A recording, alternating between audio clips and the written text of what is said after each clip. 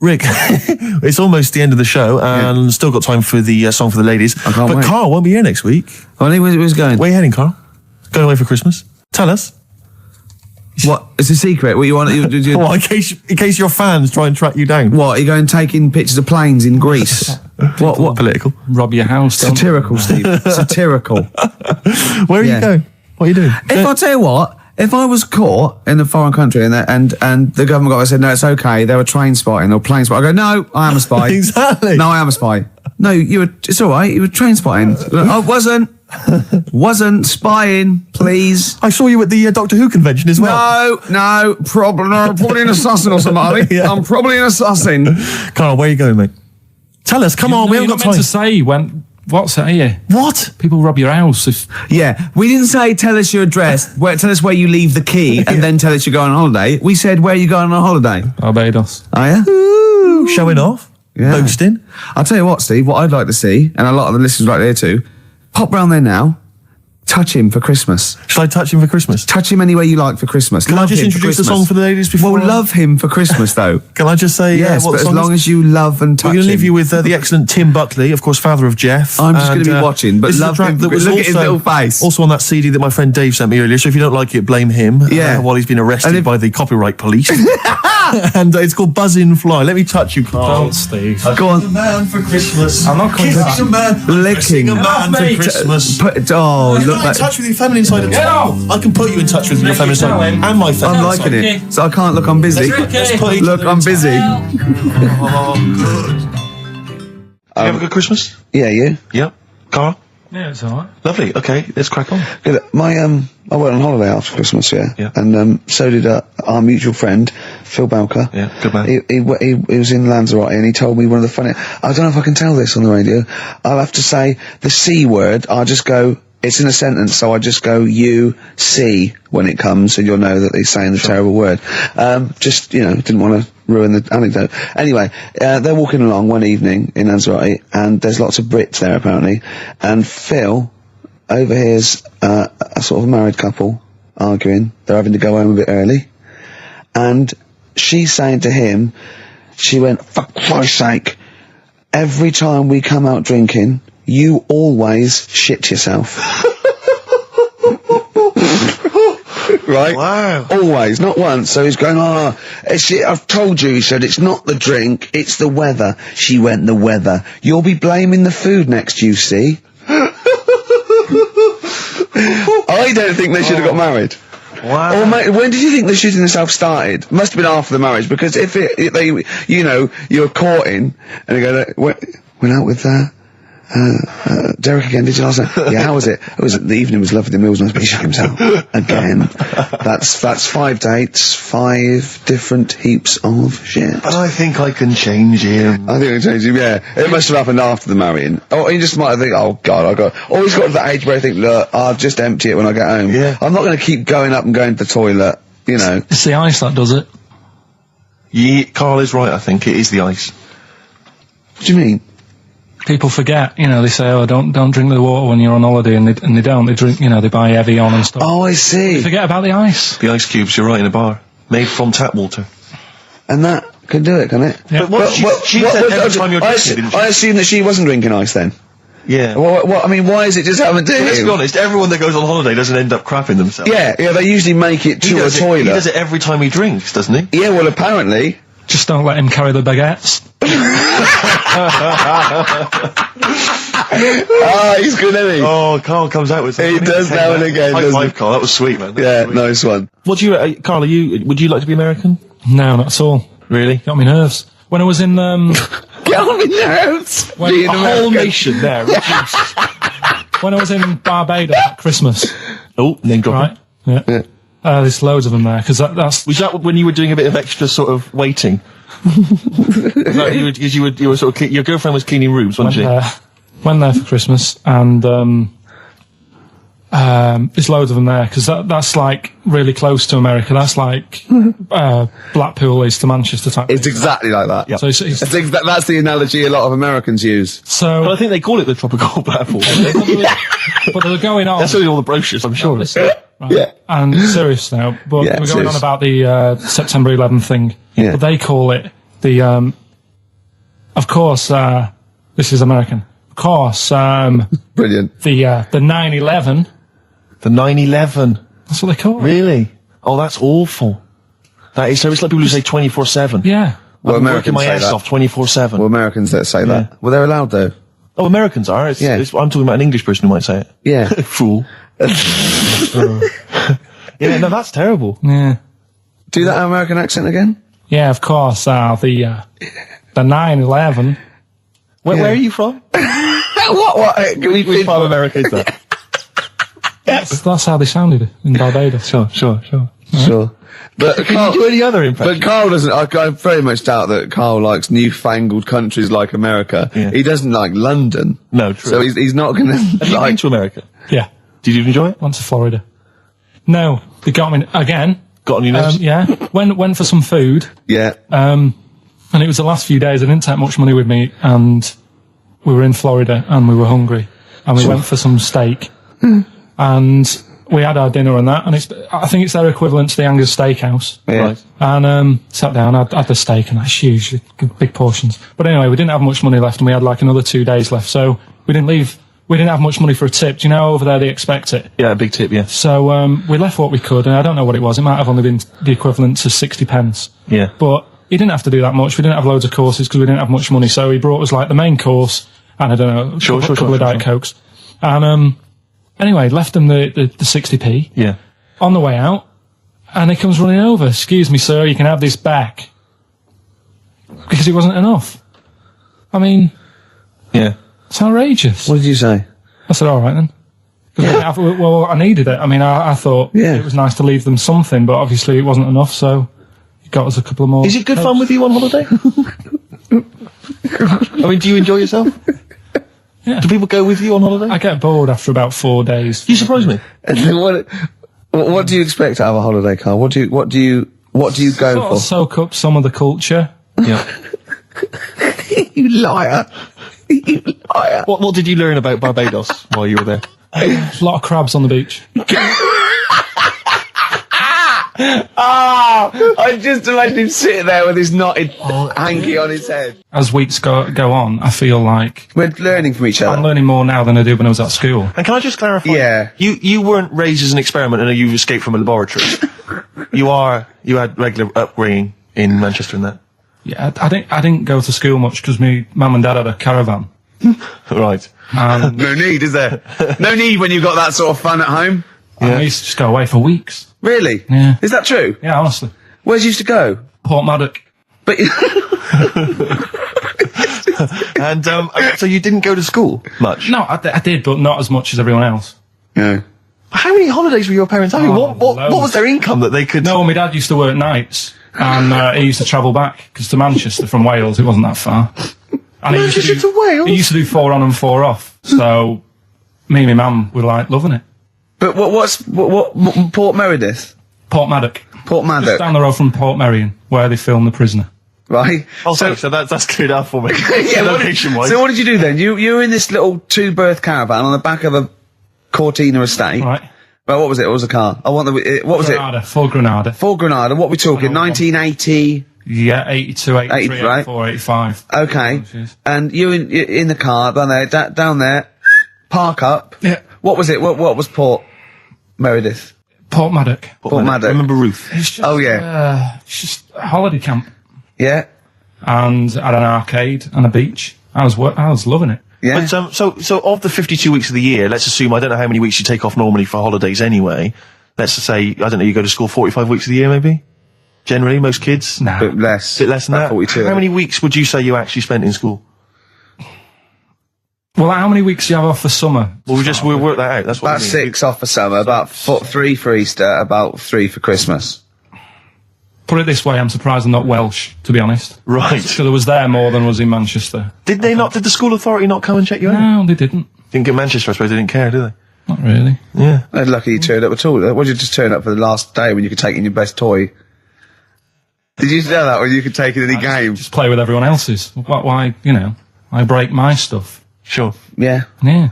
No, that's a good Well, this point. answers a lot. This does answer a lot. The fact that you spent most of your time on the beach as a kid. Teachers were no good at my school. We were talking about it yesterday. About So you were teaching them a lesson by going off for the summer. Yeah. Anyway. And did you go to university? No. No. Did you go to sixth form or college? No. When did you leave school? When I was about 15.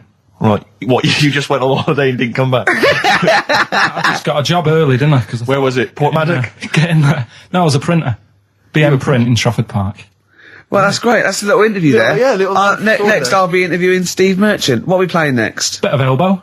Oh, this is fantastic. This is Elbow. Bread.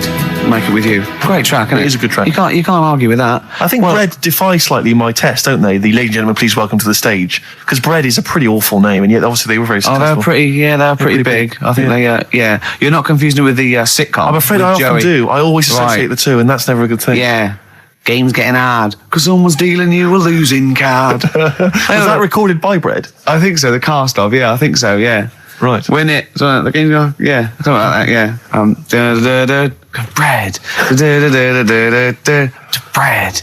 I bet you love. Look at his face lighting up. Did you like Bread? You tell him an Aesop It was fable, he's not alright. interested. You sing the theme to Bread. Yeah, little manx, like the scally sort of scouse Yeah, sort but of ways. Manx don't like the Scousers. Why not? Why can't they live Just don't. together? Why I can't they all tried. live together? I tried, and then when I went to where's that place? They have flies the size of you can't get them in a matchbox.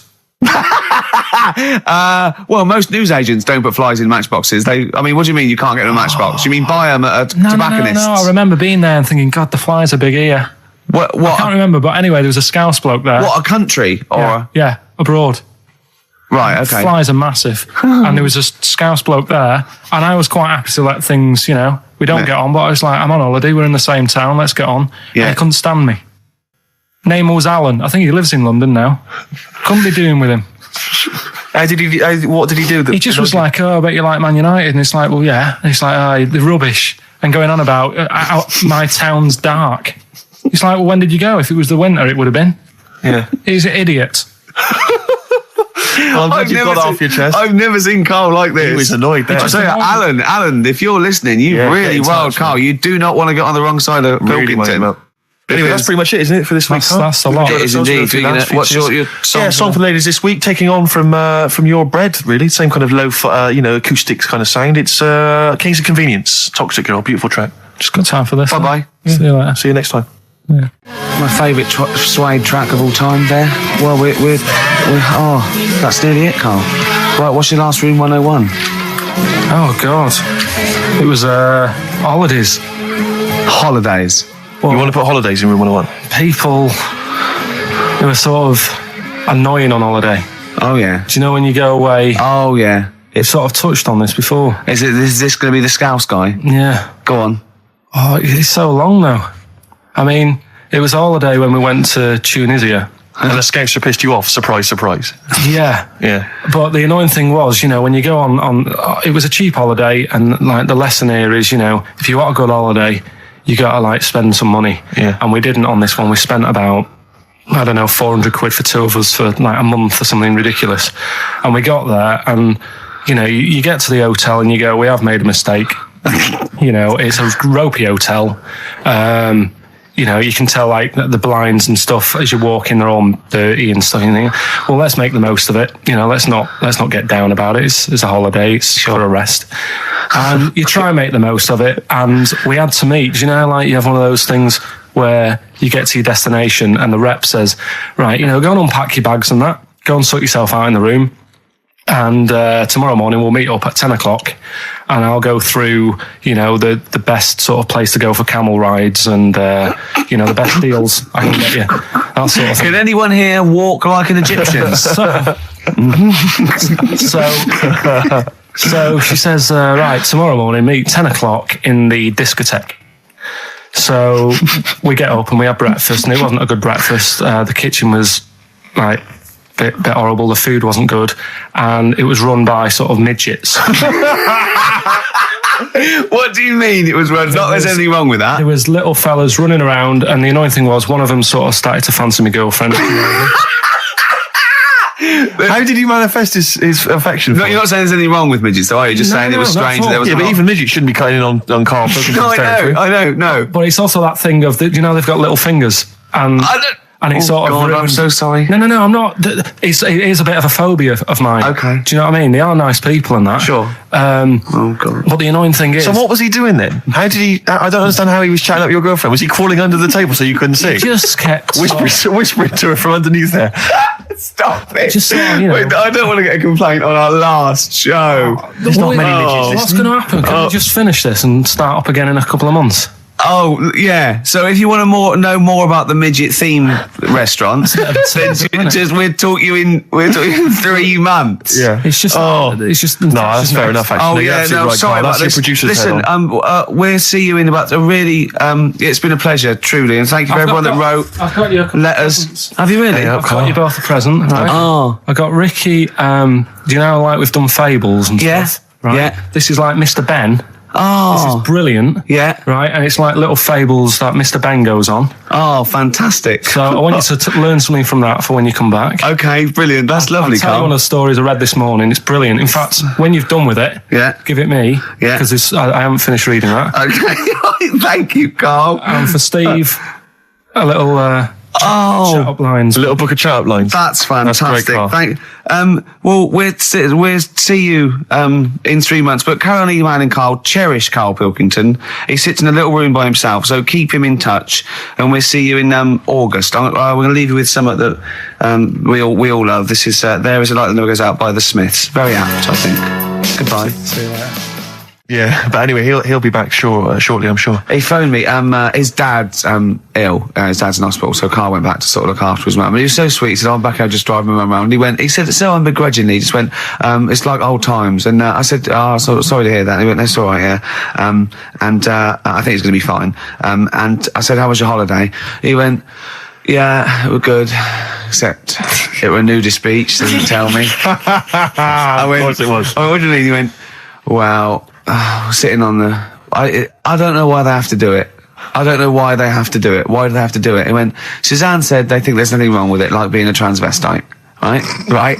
I went, "I love the fact that your girlfriend has to tell you what's wrong and right in the world." And he went, "Well, we're walking along the beach, fella coming towards us with knob out." I went, "Oh, what's going on here?" Right? And he said, and because it wasn't all nude, he's walking round, he's stark naked, and he wants the freedom of that, but he's got a big rucksack on his back with his clothes on, so he has to get changed. He went, "So what's the point in that?" Right? And I went, "He should just carried a book." He went, "What, and covered it up?" When he went, "Oh yeah, good idea." See? He went, "But I wasn't happy." He says, and that was the first day, so we didn't go there again. I can just imagine his little face. Yeah, just going, "All right, Gobsmacked. That's out, Yeah. that's out. What's that doing out?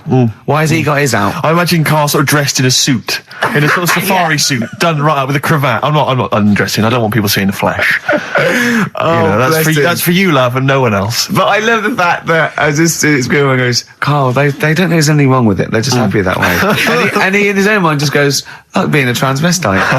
He knows there's nothing wrong with that. I'm always a little bit suspect about people who like walking around nude. I all think the you meant time. transvestite. No, nudists. What? Hold on. Can you Well, if you wanna can get me you be a started on naked transvestite? What are you then? Yeah, I suppose you're a... When Eddie Izzard's naked, is he a naked transvestite? That's an 'Cause the interesting clue is- metaphysical question. Yeah. Yeah. On XFM 104.9. If you know the answer to that metaphysical question, or indeed any of the famous ones, if a tree falls in a forest and no one hears it, has it fallen over?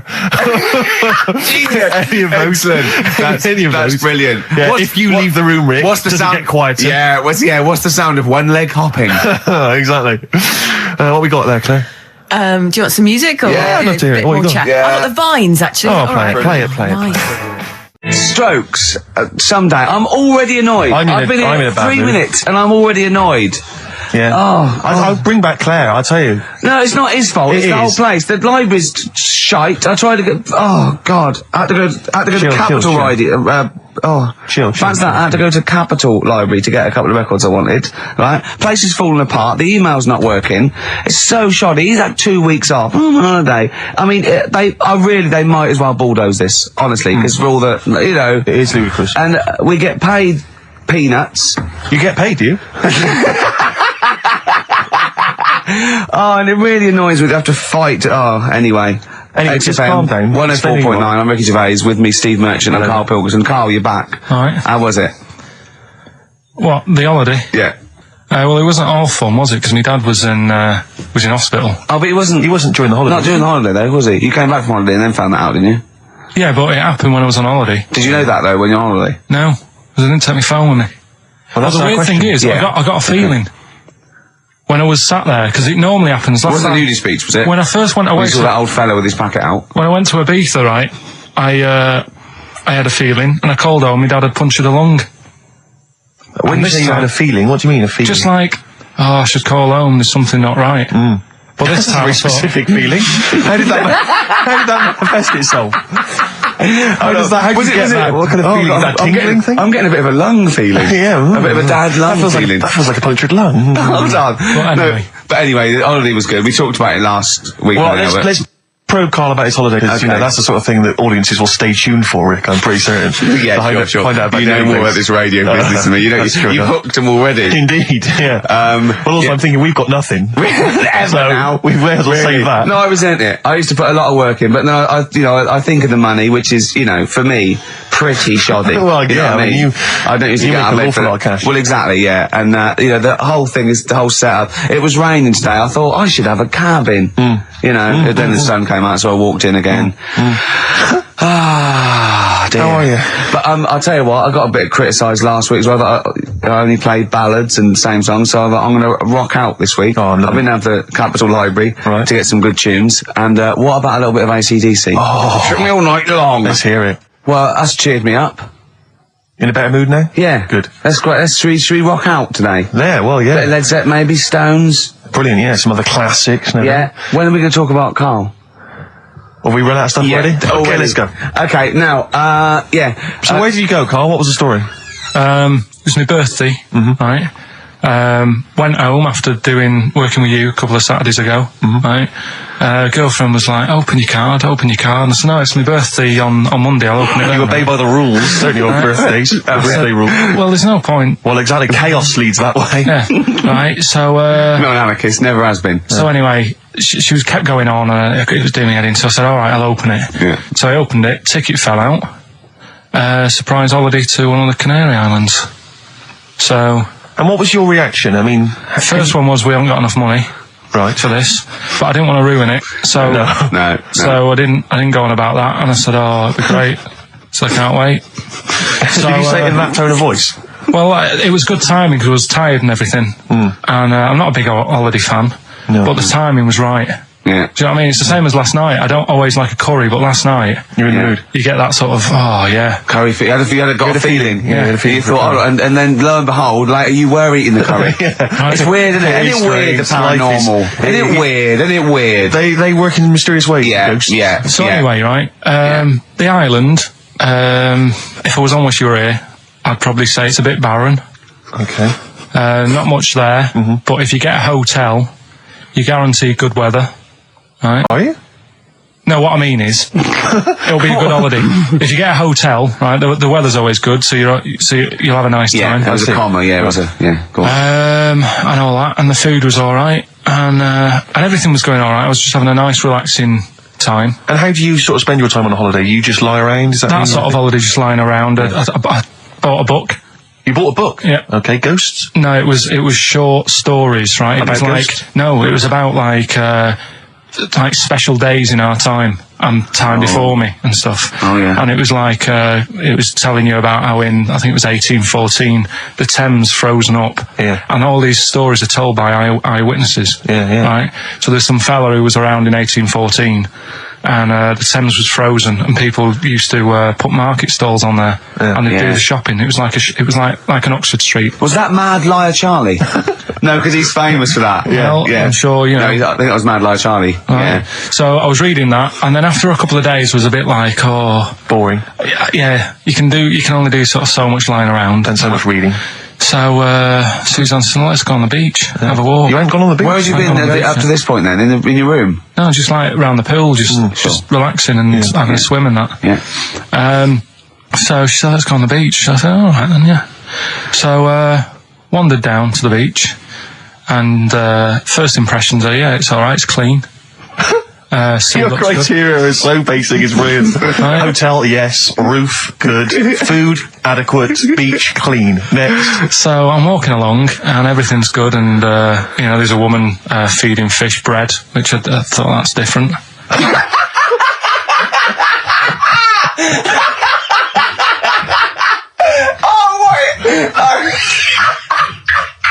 I love that. He likes originality. He loves a bit of originality. He was feeding fish bread. This woman was there, like up to her knees in water. Yeah. And she was stood Was there. that a sea? Chucking, yeah. All right, good. Chucking this bread, and I thought, what's she doing? And I stood there and watched for a minute, and there was little fish coming up, having the bread. I thought, So we carried on walking, and everything's going well, and then this fella comes towards me. Everything's going well.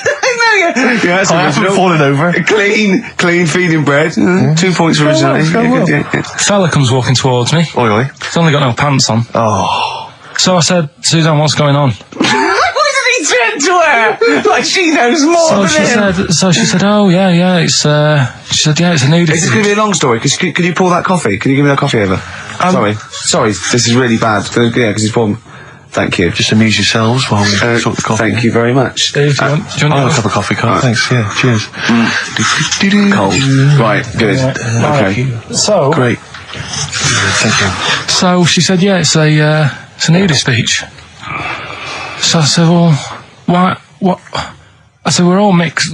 It's all mixed up. Normally on a nudist beach, it's a nudist beach, and you don't go wandering on there when you get clothes on and that. So it annoyed me a bit, because there wasn't any signs. So this fella's getting closer. Well, the knob out was a sign. Yeah. Right, so he's getting closer. And he walked past me. It was an old fella. And he walked past and he had a hat on and a little pipe. And a big rucksack on his back. Right, so he got me thinking. Not strictly naked. I'm walking along and I'm thinking, right, why do people want to do this? So straight away, I wasn't on holiday anymore, because most of the time when I'm on holiday, I don't think about anything. Right? Your mind's a blank. I just switch off. Right? But all of a sudden, this has got in my head now, and I turn around to look at him, and Check out his arse. and this bag, right? I swear, it was massive, right? What? You had a massive bag? The bag, His rucksack? his rucksack. Oh, right, okay. When he said there was an old couple coming towards me, I said, what was lower, the bloke's bollocks or the woman's tits? And he said, well, that was another point. She might as well have worn knickers. Because that's what he said to me. So you saw the bag? So it annoyed me, yeah, because the whole idea in it, this is what I think, I mean, I might be wrong, right? Might be wrong. Chances You never have been before. Being nudist, right? What's it all about? I'll tell you, on that point, Carl, let's play a tune, let's come back and we'll discuss. What are we going to play? We'll discuss that very issue. We've got some ideas, we did chat about this last week, Carl, in your absence. Alright, well, we'll play the choral. Okay. It's a good one, this. Yeah.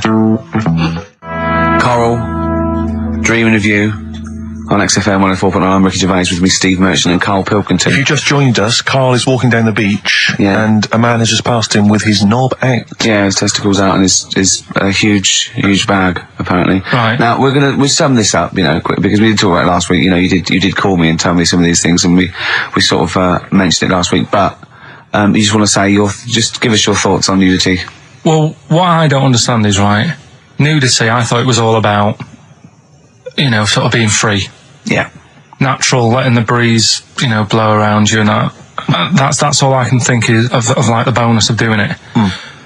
But you can get that by just having a pair of shorts on, right? Because I'm not one for getting my kit off. It's just something a bit weird about it, isn't it? Normally, if I go for a walk on the beach, I'll put a shirt on. Sure. But leave it unbuttoned. Yeah. Oh, right, yeah, tease the ladies, sure. Do you know what I mean? Yeah. But it just feels a bit weird. So it's best to cover your back anyway, because the sun and all good that. advice, yeah.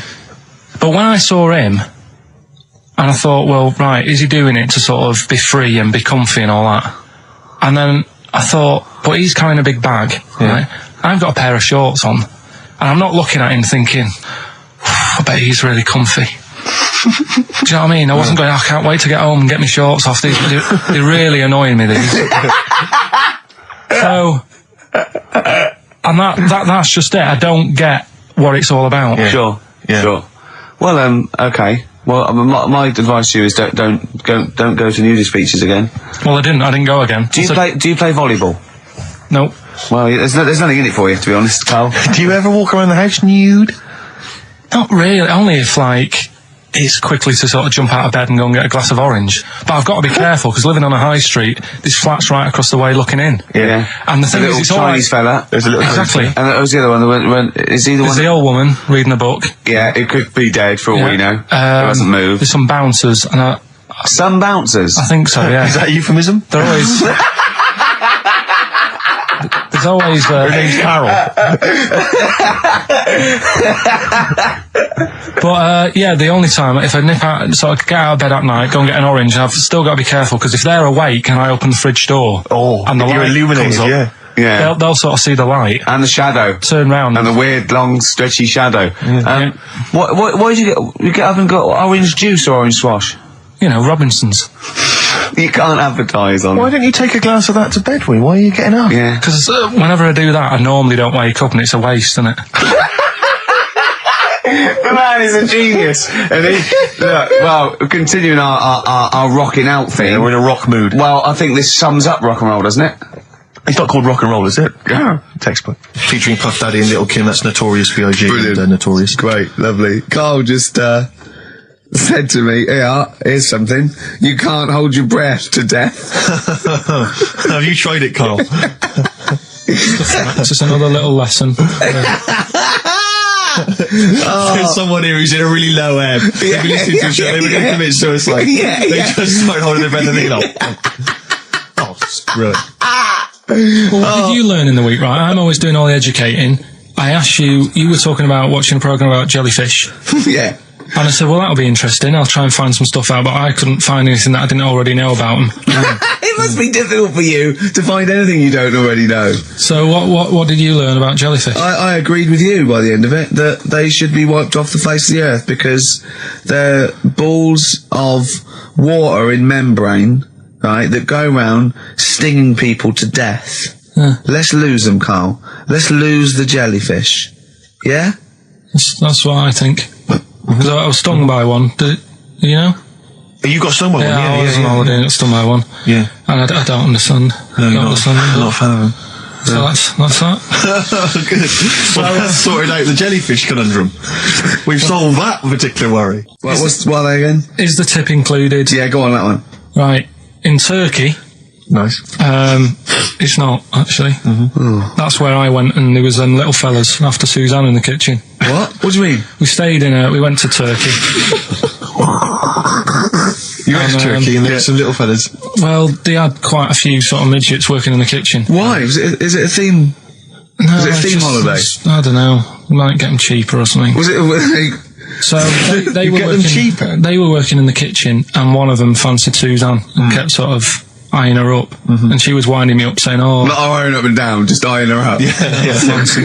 Anyway, no. So What anyway, was she doing in the kitchen? no, it's like a pick what you want to eat type buffet, but you have people clearing the tables and that ready for you to come along. Are they low tables? And you know, he was just keeping an eye on her. What did he say though? Was he? did What he was make he? Was he a It little? was Turkish, so I don't know what he was saying. But he was. He was. Little fella, yeah, Did he talk What do you to her? mean a little fella? What do you mean little fella? sort of dwarf-like.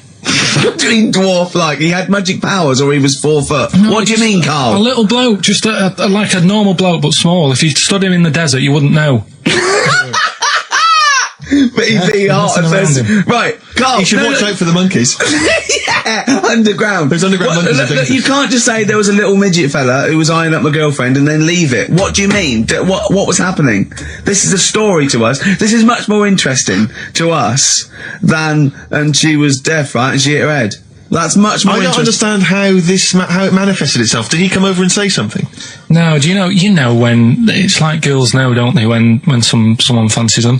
What do you mean there was lots of them as well? Do then? they? That's worth knowing. Listen, right, come on, right. So you went to this holiday, yeah? Yeah, well, and you went into the dining room or something? Yeah, downstairs. And in you the looked dining over- You thought, this is odd, there's no one serving. Yeah, and they go, Wait a minute. hold on, you looked down and there was a little waiter. There was loads of them running around busy.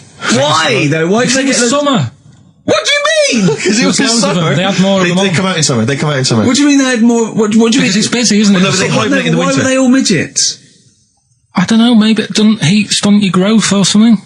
No! Well, they just happened to, maybe it was a thing that they did for tourists or something, I don't know. I just got on with my meal. It was a holiday, do you know what I mean? God. Right, So it's a midget survey. I'm not going to ask any questions. Right, okay, yeah. So they're all little fellas running around, and this one always was like, you know, oh, do you want a new serviette? You know what I mean? Going out of his way to sort of... for turning on the charm. Yeah, he was going out of his way. The others weren't. Right. I think what was happening is he'd been working with Santa all the winter. Yeah. This is sort of little summer break. This one He was hadn't seen your a girl. waiter, and so he was being polite to you. Maybe. But what did Suzanne say then? Well, she was using it to wind me up. What was she saying? Oh, Just like, you know, look he may be small, but he's well, built like a... Yeah, he's all man. so Were you jealous of a midget then? You were jealous of him? it is a bit annoying, isn't it? Why? It wouldn't bother me as much now, because I've been with her for ages. Right. But at the time, that might have been one of our first holidays, and it's like, you don't know, want to be what's going on? thrown I away paid by for it. this holiday. Yeah. And then you get off with a midget. Yeah. Oh. So anyway, But it doesn't matter because you got chatted up by a bearded lady. So. tell you what, no, that's got nothing to do with that. What were you going to say? What were you going to say? I was going to say the hotel was half board, and maybe. Oh, right. I thought you were going to say it's just one of her shortcomings. So listen, right? Play a record, Carl. Right. Badly drawn boy, born again. Right, just get this educating Ricky out of the way. So, Turkey, yeah. So what is this again? This is educating Ricky, is the tip included. Right. Apparently a fellow was on holiday in Turkey. He's just having a normal holiday, weather's good, you know, he's having a good time. Waiters are all normal height. Yeah. He's having his meal. He hears a load of screaming going on in the kitchen. Hold on. Has his girlfriend wandered in there? And they do, With a step ladder. the circumcised people in the kitchen, and apparently... What are you talking about? Whoa. Slow down. We were Sorry, back there for a minute. what are you talking about? I'm excited about two things at once here. One, they circumcised people in the kitchen. Two, I guessed it was someone losing the end of their knob. He did, yeah. I started thinking like Karl Pilkington. Extraordinary. That is amazing. Apparently it was going on. It wasn't just a one-off either. Well, when I say a one-off, I mean they did it more than once. Yeah. Right. And there was it was there for a week, and apparently the first night it was quiet, and then the rest of the week, every day it'd be like having his breakfast, or even his lunch, or even his tea. Yeah. Right? He'd be doing it all day. Oh. You'd be hearing Lunch and screams. breakfast, fair enough, really. Yeah, Circumcision at tea time. Don't do that. And apparently it's a tradition over there. You can't even make a complaint about it. It's like, well, you should have found out before you come over See, it. I can't believe this is Sorry, true. I'm a little I bit can't lost. believe this is He was true. in a restaurant, in a hotel, and there were people having circumcisions in the kitchen. Yeah. Is that right? I'm even worried that we're bordering on the racist here, suggesting that is tradition, that Turkish people cut the end of their cocks off in the kitchen Yeah. at meal times. I think you're wrong, Karl. This just sounds ludicrous, Carl. No, I don't think it happens everywhere. Right. I think this Just in certain, this particular This restaurant. hotel. certain places, Certain hotels. certain hotels. What, is it like 2-star? Yeah. Why did he go to the Foreskin Inn? It was his own fault, wasn't it? So that's Sorry, that's it, is it? Have they closed? Wait. That's the story. You educated me, right? Once a fella saw some Turkish people cutting the tip of their knob off in the kitchen. Thanks very much. Thanks very much, Karl. Got any more? Well, there's things you can learn from it. Either don't go to Turkey, No! don't have calamari when you're over there.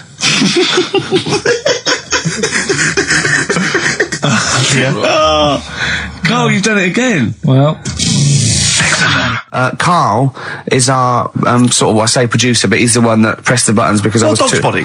Yeah, but I mean, it was just because I was too big to run the desk. Yeah, too like important, I used to have to do. Literally too big. You couldn't get behind it. Yeah, and then we discovered that, you know, he looked a bit like a boring sort of, alright, yeah, no. But then when we sort of, you know, poked him with a stick, he came up with, he doesn't realise, but some of the I think, some of the some of the most funniest extraordinary things I've ever heard. Say hello, Karl. alright. Yeah. Well, classics, I think, so far, that have gone straight to the list include, have you ever used a Y front correctly? Yeah. Brilliant. You never see an old person Eating a Twix. eating a Twix. These are sort of things. Extraordinary He's things. back on his campaign to get rid of jellyfish. Why is that, Karl? Oh, did you see the paper yesterday? Go on. There's a jellyfish, right? It's about 15 foot long, about 5 foot wide, and there's a fella swimming next to it, and the paper's going, "Oh, look at this we've found. There's loads of them in Japan." Yeah. And it's because the water's getting hot, so it's making jellyfish really big. Oh dear. How's the campaign going to get jellyfish get rid of them? What was your point about jellyfish? They don't do anything. There's no point. They get in the way. Jellyfish, yeah. It ruined my holiday because I got stung by one. Yeah. But you think the same thing about Liverpudlians, and we can't just go around, wiping out things that ruin Well, your let's holiday. do the jellyfish first, and then we'll move on to the scousers. Yeah. But, Beautiful day. You too, to kick off the show, Steve. Absolutely. The Ricky Gervais Show with Steve Merchant. Hello there. And Claire Sturgis. Hello, Indeed. boys. Carl's ill. Well, he's not here. I mean, I never believe people when they're ill. I think they're always malingering. I never take any days off work. I just think you can drag yourself in unless it's life-threatening or... To be fair, Rick, can I just stop you there? It's not so much that you take days off as you'll just suddenly decide around lunchtime that you've overeaten and you need to go and lie down. But I'm my own with boss. a cold compress. Yeah, and but a I'm my Swedish own... masseuse. I'm my own boss. Yeah. So it's In not a so much you dark take days room. off. It's not so much you take days off as you never actually do a full day's work. Yeah, You actually exactly. prevent that straight away. I never take that hour and a half off a day. Exactly. XFM 104.9. So what's the story, Claire? Do you know anything about Carl? Do you know what his illness is? I think he's got this sort of cold virus that's going around. He phoned me yesterday. He did sound poorly in his defence. A little Poorly. bit croaky. Well, I'll tell you what. He coughed a bit. I'm not being funny. He better be in hospital. To miss this show. To miss this show, the flagship show of the week on XFM. Do you know, you are right, because, and you've been away, haven't you? Been away 2 weeks. We had the best of again. But let's put out the best of. Yeah. Let's put out the best of the last 2 weeks, Yeah. shall we? Yeah. I mean, we're going to try and get him on the phone. We're going to phone him, and I want him to really explain himself because, I think he's malingering, to be honest.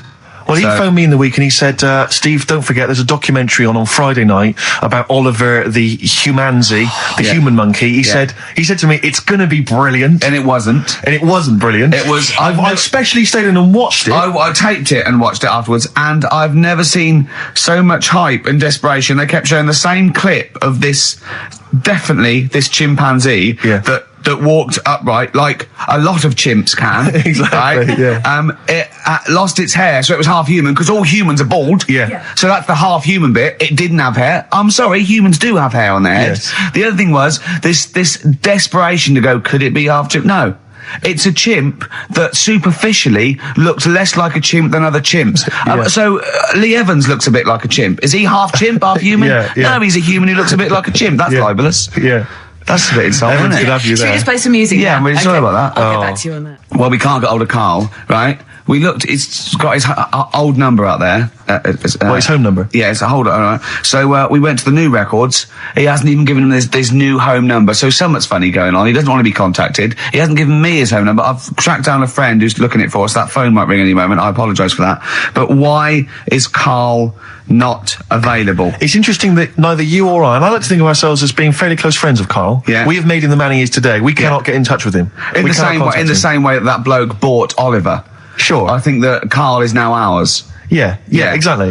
Well, exactly. I think very much that's true. Yeah, Yeah. Carl is very much like a humanzi. If we look, we're going to lose contact with him and find him 5 years in a circus in Manchester. Exactly, they're doing experiments on him. Yeah. They're going. We can't figure him out. Yeah. Well, there's something wrong with He his looks like chromosome. a human, He acts like because usually humans stand upright. Yeah. And Carl likes to walk on all fours whenever he can. Yeah, he's not interested in other human women. He's only interested in apes. Yeah. It doesn't make sense. Oh my God.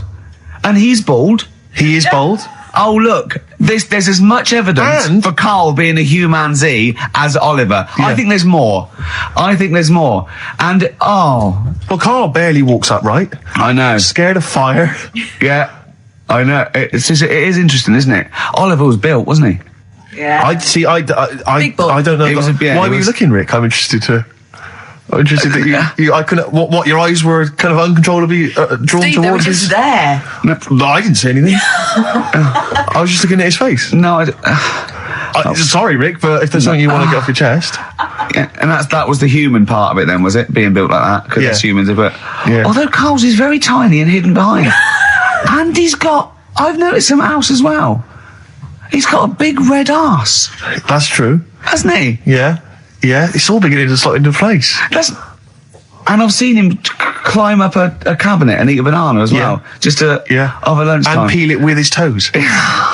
It's all coming together. Yeah. Right, we're going to track him down because he's malingering. He's definitely malingering. Yeah. I'll tell you what, he's at home now in the garden swinging on his tyre. He's not ill. I think more truthfully, someone said to me that I said Carl might be ill. They said, right, are you not going to do the radio show then? Well, that's what annoys me. I mean, that's the biggest problem. Is that, let's be honest, we haven't got anything without Carl. All we've got is the hook. People are staying listening because eventually they think we might get through to him at home. Yeah. And there'll be fun on this show to be had. If we don't get in touch with Carl, I think we may as well just shoot off and leave Claire to do the show. I've got some great music. Is that not a... Well, it's a small. Well, you could leave the music with me. I could just play There's not many That is reasons true, isn't for us to be here. Okay, well, play some great music now, play Steve. a great tune. Okay, wedding present, Steve. Yeah, I'll explain what it is afterwards. Just play it. It's a joy. There's a monkey theme. There is a monkey There is a theme. monkey connection. Call in if you know the answer. Another classic there from Oasis, Supersonic on XFM 104.9. Ricky Gervais, Steve Merchant, Claire Sturgis standing in for Carl. But where is Carl? Where is Carl? So we've failed to get in touch with him at home. Well, look, he doesn't think want to he's be listening? contacted. He's turned up every phone off. He hasn't given the XFM his new home phone number. He doesn't want to be contacted. I can't believe he's not listening, to be honest. So you think he's listening now? Yeah, he listened in Manchester. If he's not listening, he's out and about. I mean, has anyone spotted Carl? What's your message to him, Rick, if he's listening? Call up. Anything else more sort of... Call up or you're fired. Okay. Any bad language you want to use? Obviously, you can't really swear. I can't really say it. What sort of words? I mean, the F word, would you say? I'd say the F word. I'd call him a twat. Would you use the P word? I'm thinking of prick. Prick, yeah. Definitely use that. Not on air, but Sure. I'd call him a What about stupid tits? little prick. Would you just say you're a tit? Yeah. Okay. Yeah. Okay. Little, All right. little, you stupid little bag of tits, I'd say to him. I mean, privately. What about the MF word? Because that's pretty intense. That's pretty hardcore. Do you think that this is not appropriate now? Do you think that would be too extreme? I'm worried if I use that and no going back. he was genuinely ill, Sure. I'd feel You feel bad if he later died. a bit of a C word. cock. Sure. Yeah. A cock. Yeah. Because I wasn't thinking of that. C And word. I mean a male bird. Sure, because we've got in trouble with that before. Meaning penis, and we don't mean that. Yeah, we definitely don't mean penis. But if anyone out there, sorry about that. It was a discussion about bad language. We weren't actually using it. But if any of you out there do see the little twat, get him to call XFM immediately. Yeah, and likewise, if you're listening, Carl, you cheeky MF, well, you sexy MF, as Prince once said, then give us a ring, because we'd love to talk to you. We just want to find out Just how you call are. in. We know you're listening. Little Amy Man, Red Vines. Brilliant. Lovely track. On XFM 104.9, Ricky Gervais, Steve Merchant, Claire Sturgis, in for Karl Pilkington. He hasn't called. He may be really ill. I'm feeling a bit guilty. How ill is he, though? I mean, do you know what I mean? How ill have you got to be to not be able to make a phone call? Honestly, Juan on XFM 104.9. Right, I just called Carl again. I've been calling him all the time, trying to get through to him, right? He's changed his message, so he is listening, and I've got proof. So can you just call the number, Claire? Yeah. Right, call this number. Now listen to this. This is really annoying. We should tell you now that this is not an amusing sketch or setup. No. What's happening there, Claire? Not quite happening for you? No, it's all right. We'll try that again. Try that again, Claire. Yeah. I'm livid now. I'm genuinely annoyed, because you'll see, when you hear the message, you'll realise why. Right. Okay, right. Let's try again. I don't know who he thinks he is now. I'm beginning to wonder if his minor celebrity is going to his head. All this nice write-up in Heat magazine. Yeah. It's changed him. Richard Anderson, incidentally, has emailed in. Go on. Dickers Anderson. It's not happening, is it, there? Claire? Is it? Why not? Because I'm a bit stupid. Why can't... I can't work it out, can I? Can't figure it out. How would you call someone normally? Well, normally I just pick up the phone and dial it. Sure. No, I don't And then mean... I mean... But it's like I have a problem getting it through the desk. I tell you what, can I play an ad break and practice?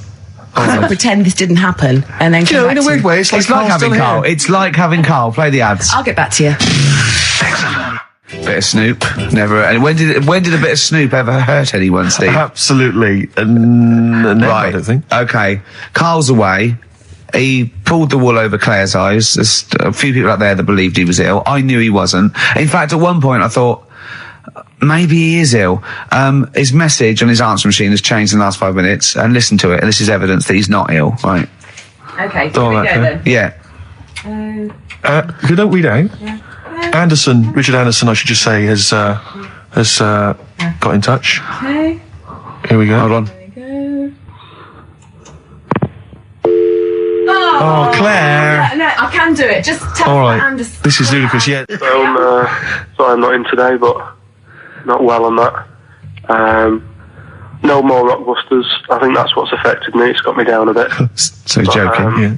The doctor said I'll be back swinging on my tyre in no time. So See you later. he was listening. He's clearly listening. So he was listening because we said about swinging on We'll the see the side. message. At any time. Right, Carl, call me. In fact, I'll tell you what, we play a little game. Carl would appreciate this. Call me, Carl, or I'm going to give out your number. What's the first 5 or 6 digits, Claire? Well, it's 07968. 07968. Okay. Phone now, Carl. Start calling now. Right, give the next number, Claire. You said You said give the next number. 1. Make note of this, because if you want to call Carl yourself... 07968, and the first number to be given out is 1. He's not ill. How do you feel now, Claire? Because he's made a fool of you, because you believed him. I actually He's felt made a really monkey out of sorry you. for him last night. But now, passed out, I feel a little bit let down. Right, okay, so we give a number out every 5 minutes until Carl calls, because we know he's listening now. He's taking the piss. He's not ill, obviously, you can hear that.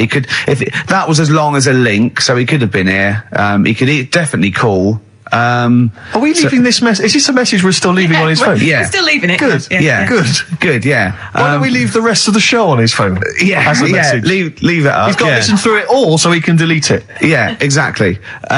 And the other thing, of course, is that he's not going to get paid for this. No. So he's thrown away 80 quid. That's £80. Now, in Manchester, that's a week's wages. So Easily. he's obviously been spoilt. For all his mank charm, he's down here, he's living the life of He thinks riding. 80 quid's nothing. He thinks 80 quid's nothing Up there, already. you could be buying you could buy yourself your own horse. Yeah.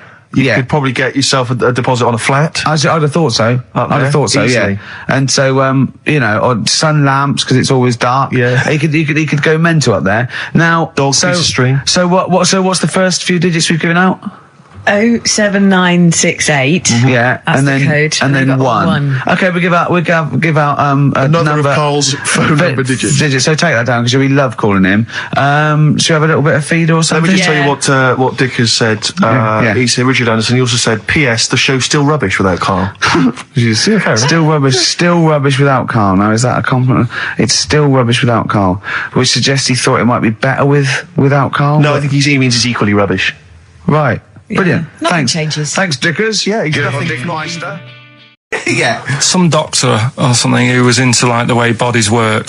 They got their head cut off. The doctor?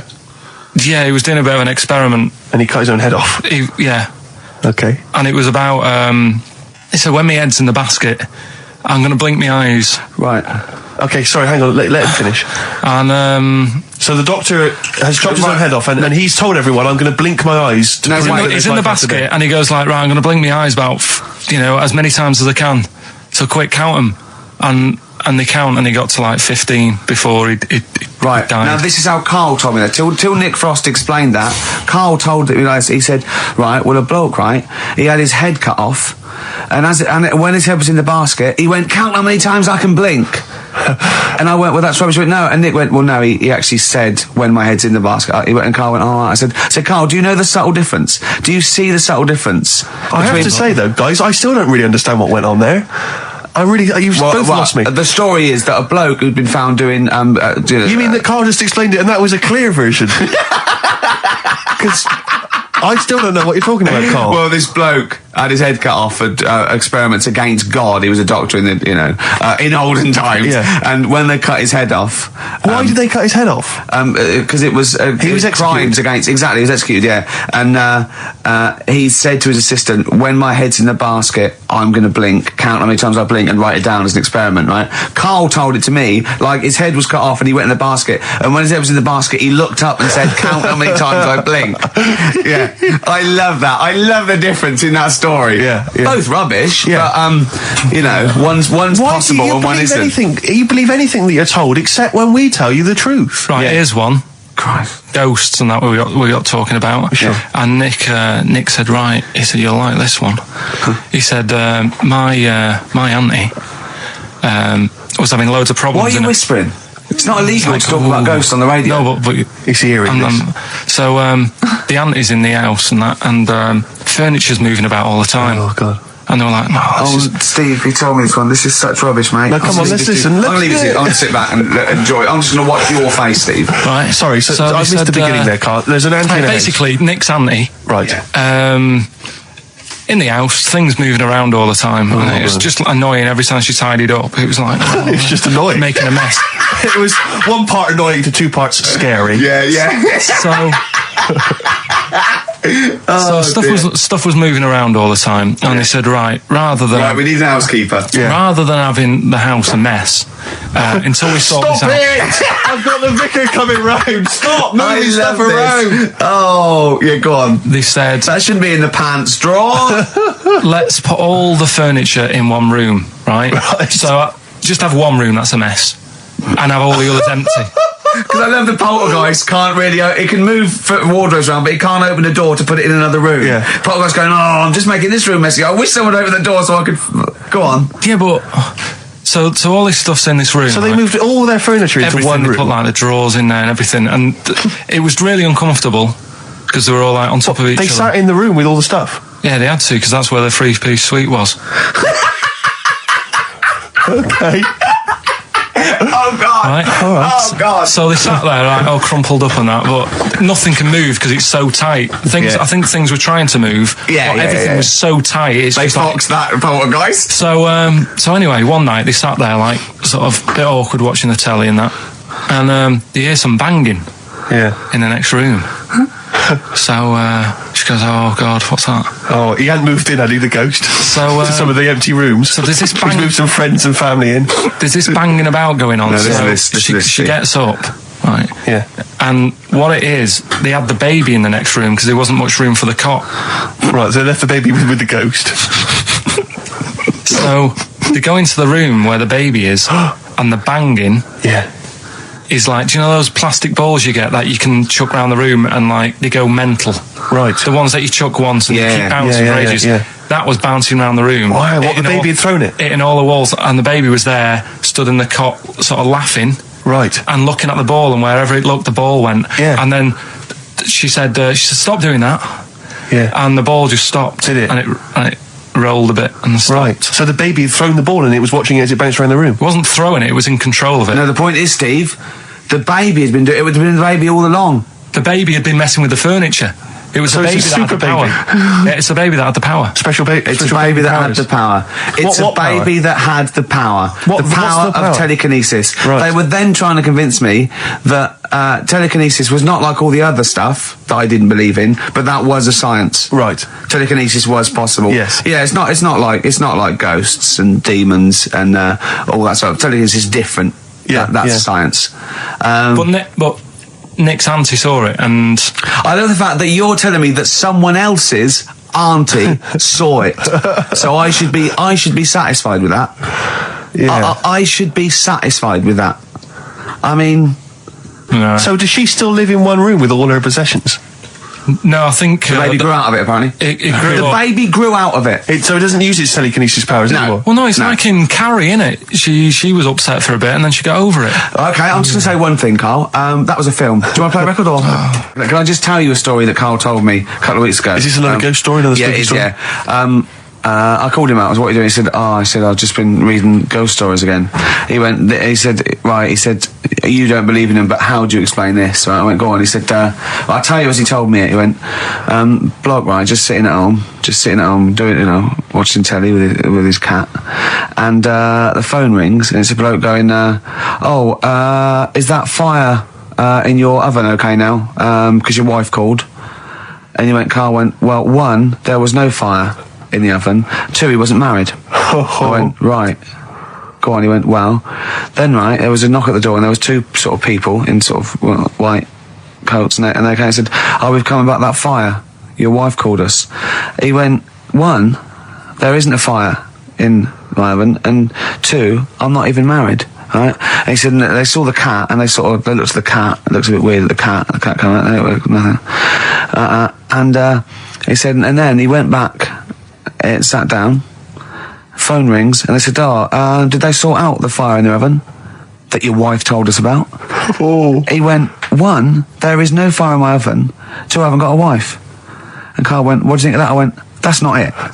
He went, yeah. I went, that's the end of the story. What? He went, well, how'd you explain that? I went, explain what? I thought he was going to say, a year later we got married, but she died in an oven fire. Right? I thought it was going to be that. And I went, that's what? People winding him up. Yeah, or someone did report a fire oven, and their name was Johnson, and they looked up Johnson, they got the wrong thing, it was the gas board, and they sent around to the wrong person, right?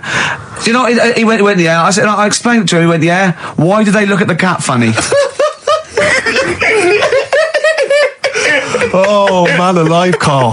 This is really weird, right? I was in my house once, right, and the doorbell rang. Yeah. Right, I opened the door, there was no one there. Yeah. Right? And then I looked across the street, There's some right, and there were some kids running away. Yeah. Now, how do you explain that? Yeah. There was another time, right, where, like, I opened the door and there was a bird goes, you've ordered pizza. I went, I haven't ordered pizza.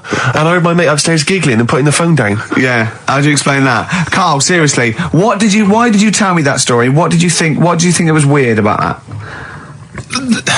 The fact that it was 3 different people. Is this all the information? Is that the entire story? It was 3 different people. Did you fall asleep and not read the end? A fire that didn't happen, about a wife that didn't exist, and a cat that didn't look happy.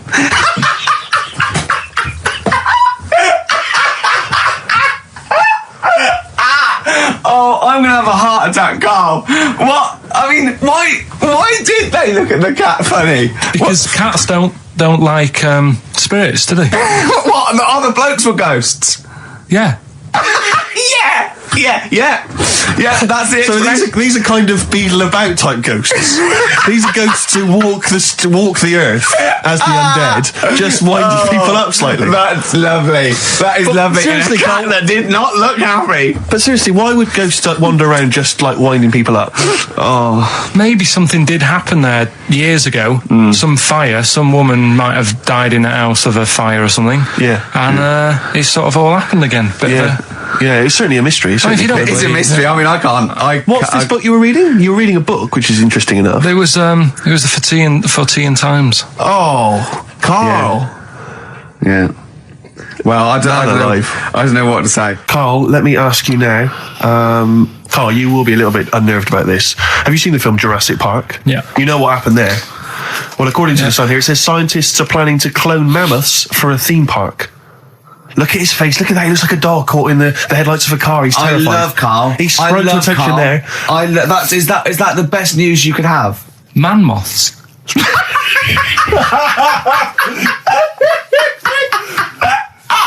Right. Yeah, man moths. I Man love moths. the fact that that's why he was so excited that they bred a man moth. What is this? Yeah, it's a human being that hides in your wardrobe and eats an entire jacket in a day. Yeah. What do you mean, man moths? Mammoths. Mammoth, the big hairy Have you cow heard of a from the mammoth? Ice Age. I mean, elephant. You're not so excited about that, then? You can take or leave bringing back mammoths to life, but a man moth. A man moth is a different matter. Oh, if we'd have never brought that up, he'd have gone and told someone now. Yeah. You know, they've bred an half man, half moth. This and is that's what how, we That's how mean. things start. This is what we mean when you hear these ghost Are you stories. slightly deaf? Is that it? When you hear these stories, is it? Carl, is English your first language? Are you actually foreign? Is that the thing? yeah. Should we When speak we say slower? foreign, we mean not of this planet. Yeah. Should we speak slower? Would that be a help to you? No, go on. Next What do you one. make of that? Do you think that's good? The idea of To bring back mammoths, prehistoric animals. these giant elephants. They're slow, aren't they? It's not as if they're going to like get out and run fast and they can't capture them. They'd probably be like offence, to be elephants, honest, aren't Carl. They'd probably be offence. they? No, but you're asking it as if like, oh, it could all go wrong, but it couldn't, could it? Well, Really? but the point was about Jurassic Park is they thought it wouldn't go wrong. They thought they had it all under Yeah, but control. that was And Have you learned dinosaurs. nothing from Jurassic Park, Carl? Dinosaurs would say, "Oh, think about it before you do it." But with a hairy elephant, it's not going to. not a concern for you. Would you go along to see him? Would you be interested in that? If it was in the area. He's the best. He's great, isn't he? I'd love a queue, Nothing right? impresses No, him. but what I'd like to do is Carl sitting like Yoda in a little cave, and I'd just like to see people like Tony Blair and Stephen Hawkins in a queue, and they go and say, "Carl, got a bit of a problem." And thinking of cloning a man and a moth. Problem? Not an issue. No, if I'm in the area, I might cruise around and have a look at it. Otherwise, just don't send it near my clothes. Oh, that's fantastic. So it's just for a second. As the words "man moth" came into your head, how excited were you? I mean, were you both terrified and excited? For the moment when you thought that they've cloned a man and a moth? I pictured What kind of face did he have? Did he have the moth's head or was it a man's head? just a little man head. Right. What was his face? What did it look like? He just was like a bit shocked, perplexed. Yeah. It was like he'd been grafted onto the body of a moth without his consent. And when he was asleep, he'd woken up. He just went in to have a goiter removed, and they said, "We've replaced woke your up with goiter with the body of a giant moth." Yeah. Is that all right, Mr. Jenkins? So he had the head of a little. Was it a little boy or a man? little man, Right. Okay. and he's just bumping into a lamp. Just running into the. If you went into hospital and they'd done something, what's the worst thing they could do, right? What would you rather have done, right? You wake up and you've got lobster claws for hands. Right. You wake up and you've got duck's feet. Or you wake up and you've got one horn coming out of your head. The worst thing, Yeah. probably the horn coming out of my head. Why? Get in the way. That'd be useful, wouldn't it, in fights and stuff? And for like parties, people play Well, I suppose quoits. the lobster claws would also be quite handy there. Well, listen, I'm a big fan of that TV show. It's on digital TV. A lot of people won't have it, but Inside the Actor's Studio with James Lipton. Yeah. And he interviews lots of big Hollywood stars, and he always asks them these same questions at the end. Can I just run a few of them past you? Go on. Okay. So, if you could do any other profession other than the one you do now, what profession would you do? Can you just change that to apart from a paper round? Apart from a paper round. Oh, If you do any other okay. profession, Carl. And it doesn't matter about It doesn't matter if you've got the skills or anything. In an ideal world, if you had the ability. Well, I think I'm about to buy somewhere, so I reckon something, using tools and like doing a bit of plumbing and that. So a plumber. Well, sort of an all-rounder. Right. A handyman. Well, yeah. Yeah. I think, you don't get paid that much, but it's useful, isn't it? So, But you get your own show, couldn't you, with Carol Smiley eventually? well, all that, but the money that you don't make, you save by not having to pay someone else to do the chores. Do you know what I mean? okay, I don't know what that sentence meant. Right. No. A plumber, how much is the average plumber on? The money you don't make, you save on not getting someone else to do it. No, just think of that. No, look, break that sentence down. Are there any... Sorry, Rick. Sorry, but people who live in glass houses. Yeah. Anyway, let's just go back to Lipton quickly. We've got a couple to get through here. So, your favourite noise or sound? Favourite sound or noise? Oh, Is it me? no. It's not me. Hang on a minute. It's not me. Are you sure it's not me, Carl? I like Elvis. Noise. Elvis. Elvis. In the ghetto. The sound of Elvis. Elvis in the ghetto. Brilliant. Okay. Yeah. And your least favourite noise or sound? I don't think it should really be records and music. Noises, things that you hear at home or whatever. Maybe like a sound of a The least favourite noise. least favourite. The sound of Probably like sound of ghosts. fire engines and that. Right. That's annoying. Except if your house was on fire, presumably. I think it's a bit unnecessary. You think they're just doing it to wind people up?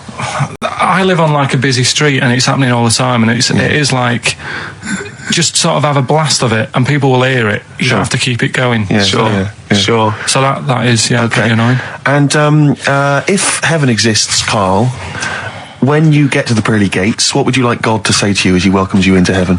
What would you like God to say to you? Who asks these? What show's this? It's a programme where celebrities are interviewed by a guy, an American interviewer, and he always asks these questions at the very end. What would I say to God? What would you say to God when, if you believed in heaven, and if heaven exists, when you eventually go up to heaven and you're welcomed in through the gates And by your God, Parker and your stussy t-shirt and your... what do you want God to say to you as he welcomes you in? Say, you alright? Don't know. Just be friendly. Is this something that happened to a friend of yours, or is this? No, I read about it. You read about it, okay? There's this little lad, right? Okay. First of all, it's years ago, right? When Right, old times. they didn't have decent doctors in like every town and that. Yeah. And this little kid is dead ill, right? Yeah. And the local doctor. Well, there's a phone call involved, so I don't Yeah, really well, let get me the get impression to it. that it's like Medieval times. Yeah. Yeah. But I didn't say that. I just said it's years ago. So this kid's ill, right? Yeah. And he's lying in the bed, and he's all going funny colour and that. Yeah. And his mum says, "I'm going to get the local doctor around." The local doctor comes round, and he says, "Oh," so I don't know what's up with him. He said, "Leave it with me." Leave it with me. He Well, the doctor said that. I'll have he said I'll phone up a top doctor Okay. who was in America or somewhere like that. And so he goes to the phone in his office and he calls America, and because it's years ago, the phone line isn't that good, it's all crackly and that, right? So he's talking to the doctor and he's saying, "I've got this kid, he's a funny colour, and he's really weak and that. I don't know what's He's up not with him." giving him much to go on. Right? Sure. So the American doctor, right? Yeah. He goes, "Yeah, what you want to do?" And it's all breaking up, right? He goes, "What you got to do? You got to." It's all breaking up. You've got to give him some parrot's blood, right? Some parrot's blood. Well, that's what he thought he said, but the line was really bad. Yeah. He meant parents' blood, but he heard that he said parrot's blood. He said, "Right, I'll do that. Leave it with me." I can see where this is going. He goes to a pet shop. Yeah. He says, "Give us like half a dozen parrots." Sure. Takes them round to the kid's house, takes the blood from the parrots, puts it into the kid. Kid's fine. The kid's fine. I've never It worked. such a load of shite in my life. I've never heard such twaddle, such just made up, enhanced, exaggerated bollock in my a life. load of old rubbish, Carl. I mean, when he told me this, he said, the doctor said, "What do I do?" And the doctor on the other end said, "Give him some blood." And the doctor went, "Where do I get blood from?" So hang on, wait. I just need to Where do I get clarify. blood from? Give him some parents' blood. Give him some parents' blood. Give him some parents' blood. Yeah. But hang on, I just need to know where you Sorry, read this. Carl. Where was this? Where did I you read stitched this? you up. You know what he said? He said, "So do you believe it?" I went, "Tell it to Steve." He went, "Do you believe it?" I went, "Tell it to Steve." Carl. where did you read it? That was on the internet. What? About Where is illnesses. it on the internet? I'm always looking at stuff. I was looking at stuff this morning because of Yoragella last night. eating all that funny food and that, and also they all got a bit scared last night, didn't they, with a snake? I didn't see that. So is this I'm a Celebrity, Get Me Out of Here? Yeah, he got all worried about a snake getting on the sort of wandering about in between the sleeping bags and stuff. Yeah. And they were all scared, and it's so Leave easy. it with me. Sorry, the doctor says, "Leave it with me." Yeah. Leave it with me. Well, they were all scared because there's a snake, and it's so easy to find stuff out. Before they, where are they? Where is this jungle? Australia, I Right. think. Before they went, give it half an hour on the internet. I found out with snakes, you don't need to worry, right? They're deaf. They haven't got any ears. Right. So as long as you're really quiet, Creep around, it'll yeah. probably leave you alone. Yep. And also, they don't have eyelids. So they were suggesting if one's coming towards you, just like kick sand in its eyes. Because it can't blink and it leaves it a bit like annoyed and it wanders off. But they didn't do any research before they went. Yeah. And that's I think your knowledge would hold you in good stead. I don't think you need to know any more than you know. Carl's getting very excited, as we all are, about his new. Should we let him do a little taster for us? Well, I'm very excited about it. I mean, So the gist of it, what is it? What is it exactly? Is Right. it a game show or is it a competition? It's just I just thought it's something that you can play, and also people at home can take part in it. now, would they phone in about this, or they can just play at home while they're listening? They can just play at home. Okay. You mean we haven't got any prizes? No, there isn't.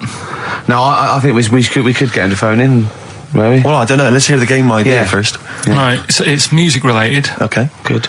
And what I do is I sort of tell a little story, Okay. and that story makes up a song title. All right. Well, it sounds ambitious. So Is it a cryptic clue? could be. Say like this, right? Oh, dearie me.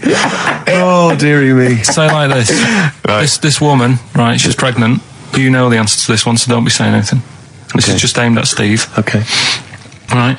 This woman has a baby. Yeah. She's pregnant, has a baby, and the doctor's there in the hospital, going, "Oh yeah, you've got a lovely little baby here." You told me that this is. Oh, this guy. Got a lovely little baby. It's just coming out now. You'll be able to see it in a minute, and it's like covered in gunk and stuff. Yeah. And he's going, "Yeah, it's nearly here. It's coming out. I see its little head and that." And he gets hold of it, and it's full of all this gunk. Right. The baby's full of gunk. Yeah, like the Covered in gunk or full of gunk? covered in it. Right. And he goes, "Here you go. Get hold of your baby," and he drops it. Right. What song's that? There's so much irrelevance there, Steve. I can't tell you. It's not a cryptic clue. It's not a cryptic clue. Because only, I mean, the gist of it is relevant. That isn't the best one. That's just... Right. I mean, there's things there that you were dwelling on and thinking of pun. Don't.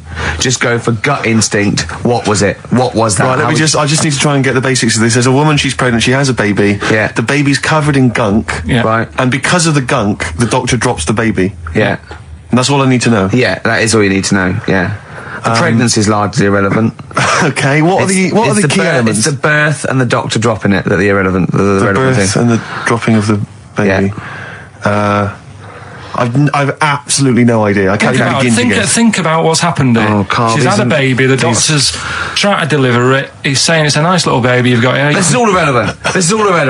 Right, let me tell you this. So just to be fair to Steve, so he can get into your mind. Right, this is not a traditional cryptic clue, logical problem or other. This is Carl. What song am I thinking of? Right, that is Underworld, Born Slippy. I have to say, actually, that makes textbook sense. Yeah. No, that does actually. No, I'm sorry. Do you like all the story about it's all right, you can see it in a minute. Oh, it's just covered in gunk. Yeah. No, I agree there is some extraneous detail, but I have to say, that Born was good because it was. That's the look of it. Was Born was good. Yeah. And Born Slippy, no, I was quite impressed by that, Carl. I have to say, no, to be fair to you, I'm not just patronising you. Oh, well, wow. I actually think that was really good, and I disrespect Ricky Gervais for slagging that off, because I actually think that was quite good. Well, let's go ahead with it then. I feel we could maybe open this up to email correspondence or okay, or the let's phone go line. for it then. Okay, this is Karl Pilkington's new game show idea. It's just what's the song? Karl Pilkington presents What's the Song? Ladies and gentlemen, please welcome to the stage Mr. Karl Pilkington. And Karl Pilkington with his brand new show, What's the Song? What song am I thinking? No, I mean... You're nervous about this, aren't you, Rick? I am. You're worried. Well, because I've heard some of these clues before. And they're ramblings... Sometimes they're close to ramblings of a fool. Right, and it really is like those. What am I thinking? Yeah. I don't know though. I actually was genuinely impressed by Born Slippy. I have to give him the benefit. That's one of the better ones because that was short, sweet, and it worked. Some of these that you say they're not going to be quite as pissy. Some of them are like Emily Bronte novels. Now listen, we're just going to go for it then. You do it, and we just get people to call up because I want to see the general public's confusion trying to work out. Why don't you give us your next clue, and then we'll play a track, and then we'll hopefully have people on the line after the track to try and answer it, and you can recap briefly. So give us your clue now for what song am I thinking of? Right, this one. It's about a woman. And she's just normal, nothing wrong with her, or so she thinks, right? But there's the twist. Is this like the Tales of the Unexpected? And she's got she's got her mates and she's having a normal life, having a good time and that. And then this thing happens, right? And she starts to stink. And she can't have a bath, right? And she really wants to have a bath. She's dead sweaty and stuff. She's going about her daily stuff. She can do everything else normal. She can eat, she can talk, everything. But for some reason, she can't have a bath. Is there a coal mining husband in the bath? Yeah. Is this Born Stinky? She can't have a bath. So a woman can't have a bath? Yeah. Or a shower. She can't. Okay, leave it there, Rick. Don't try and guess. It's not for us to guess. The general public can phone up and ask questions. So I just I'm go not for sure it. They can they? I think so. Otherwise, we don't want just people just phoning up and I'll tell you what about this? Why don't they can ask one question? Yeah. They can ask one question of Carl, then they have to make a guess. Okay. 08700 800 1234. Have we got someone on the line now? We'll just go. Let's do it. Let's go for one. Let's go for one. This is edgy radio. This is Letting Carl dynamite stuff. Right, live. Go on. Hello, XFM. Hello, I'm ringing about what's the song? Absolutely. What do you think? Well, I'm going for Dirty Diana. Dirty Diana. See, that works. That's a great guess. It does. Yeah, but it doesn't work because why can't she have a bath? Okay, so the answer is I in was there. going to ask you. Well, that's your one question. That'd be the answer. That would be the answer, I'm afraid. What was your name? Shelley. Shelley, thanks very much. Shelley, I should tell you that, you know, that you should never take this personally because no one can really get into the mind of Carl. So don't you know, beat yourself up about this. I don't expect anyone to get these clues. No. So well done. That good is guess. a fine guess. A strong Thank you. guess. Thank you. Okay. Anyone else there? Let's hello, XFM. Who's that on the line? It's Chris. Hello, Chris. A question for Carl? Before you give us your guess? I haven't thought of a really good question or anything yet. You just want to go for the guess? No, what I thought was, I'm sure Simon Mayo used to do this when he did the breakfast show on Radio 1 years ago. No, it didn't. So you've just pinched this idea, Carl? If you're going to rip someone off, Carl, do not rip off Simon Mayo. I haven't ripped this off. I thought this was a new idea. I was going to do it with sound effects instead, but that's Yeah, he used to do that, and he used to get his team to play other characters. In the You story. idiot. Well, no, hang on. Not you, Chris. I'm saying you idiot to Carl. Yeah, but nothing's new anyway, is it? So I'm not getting annoyed about it. Very true. What do you think the answer is? Is it Cornflake Girl by Tori Amos? Good answer. She couldn't have a bath because she'd go all She goes floppy sloppy and and that. then go down the plug hole. Good answer. She's all soggy. Yeah. So It's you- not, is it Cornflake Girl? No, it's not, but That's a great answer. It could have been. All right. Okay. You're already seeing the error of this, aren't you? I think this is great radio. I'm I know. really hooked on this. I'm But genuinely excited This now. is really like that. Those so-called lateral thinkers. A man got into a field and dies. Why? Yeah. He ran out of air. No, Yeah. not the one I'm thinking He was of. shot. No, yeah, That was a good answer, Well, but couldn't Simon Mayo sue you or something for doing it? Will you stop? Don't mention that. yeah. Listen, I think if you're going to steal ideas from someone, it should be a brain box like Mayo. I mean, he's the man who's The only doing it. example of one I can ever remember hearing on his show, because I was quite young then, was some people were pretending to tap someone's phone or something, and then they got caught, and the answer was just bugging by whistle because they were Genius. That was absolute genius. That's Yeah. absolute genius. See, Chris, we're I don't Carl, know if that's the Carl's sort of ever standard done you've got to that. come up against. Yeah. Thanks very much, Chris. the phone lines are hot. hello, XFM. Hi, is it Candy Perfume Girl? Is it what? Candy Perfume Girl. Candy Perfume Girl? Yeah, Candy Perfume Girl. Is it? Well, who's that by? Madonna. No, it's That sounds like an obscure album track. No, Wow. it's one of her songs. just That think is it. about it. She stinks and everything. She's a normal life. I didn't say she was a sweet or anything. But for some reason she can't have a bath or Is a this shower. a big song? Just to give him a clue. It's a bigger song than Candy Sweet Girl. Thank you very much indeed for your guess. It really is Thank right. you. Cheers, sorry. Okay, one more, then we go to a record. Come on. Okay. Go on, hello XFM. Carl, Yeah. is it High and Dry by Radiohead? High and dry. High and dry. Now that's great. She smells, which is another word for high. She's dry because she doesn't have a shower. Carl, if it isn't that, yours will never be as good as that. He's the winner. Whatever you're thinking of, that clue is brilliant. What's your name, mate? It's Richie. Richard. I mean, you can't beat that. That's a bit too lateral. Don't be stupid. It's perfect. He's made yours into a clever clue. He's made high, she smells, dry, she never gets in the bath or shower. It's not that, is it, Carl? No, it's You not. don't even get that, do you? Not Have really. you ever heard of the word high being used to mean sort of smelly? No. No. Oh, what? That was where you went wrong there, mate. Richard, I'm declaring you the winner, even though that isn't the I answer. don't think Thank we you. should give up this early. Can we just let's play a song and, Let's play a song. Give it one more chance because Yeah. if people think about it, it is really easy. I'm not going to find out the answer now because I've got to go out. Okay, we'll do it very quickly. Stay in for 10 minutes. We're just going to play a new Coldplay track. Aren't Okay, we? let's hear Brilliant. Coldplay and then we'll come back Cheers. with this. Coldplay, One I Love. That's for Nick, Neil, Olivia in Tower Bridge. Absolutely, and also Nikki from Bromley who emailed in. She's enjoying the show and she wanted a bit of Coldplay. That's the B-side of the current single. This is In a My great Place. show, isn't it? We've got great music, we've Great got music. laughs, tears, we've got requests, we've got Simon Mayo games. It's just like Radio 1 for less people. Exactly. Radio 1 for less people.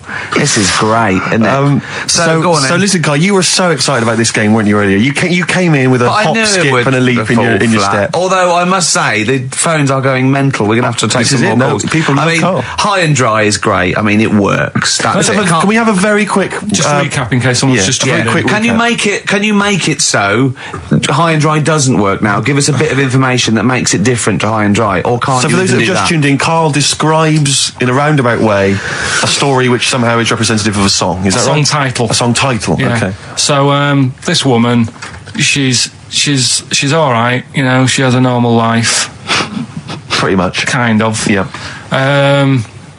There's probably a few things actually that she can't do thinking about it. But the main problem would be having a wash or having a bath or having a shower. Yeah. Maybe going for a swim thinking about it. Right. Let's go. I think water is the clue, isn't it? That's the clue. Alright, so Who's that on the line? Hi there, it's Mark. Hello, Mark. Hi, Mark. Right, What do you think? Smells Like Teen Spirit, Nirvana. No, it's not. That's a great guess. Smells like Teen Spirit again. He's also No. brilliant. Thank you, Mark. Well done. No, it's not that. Alright. Hello, XFM. Oh, that's a dodgy mobile. Oh, that's a bit of a clue. A dodgy Hello, mobile. XFM. Oh, they've just given up. They've all been going for Smells Like Teen Spirit. They just hung up. Hello, XFM. Hi, is it, She's Electric? Excellent. She's electric. It makes sense. That's fantastic. Oasis, Carl. she's electric. Why does she smell? Because she doesn't have a bath and that. Because she can't have a bath or a shower. What's your name? Neil. Neil got it. Neil got it. So, did you get it straight away? No, only during the song. A process of elimination from all the other wrong answers. Yeah, basically. So, She's electric. Rick, I have to say, you're holding your head in your hands, and it looks like you want to shoot off. But I have to say, I thought that was quite good. I genuinely thought that was quite good. But it's not a cryptic clue, is it? Because it's not. She smells. There's a few things you can't do. She's electric. yeah, but do you understand what I'm getting at? She's electric. I always understand what you're getting at, Carl. That's never been a problem in the years I've known you. Neil got it.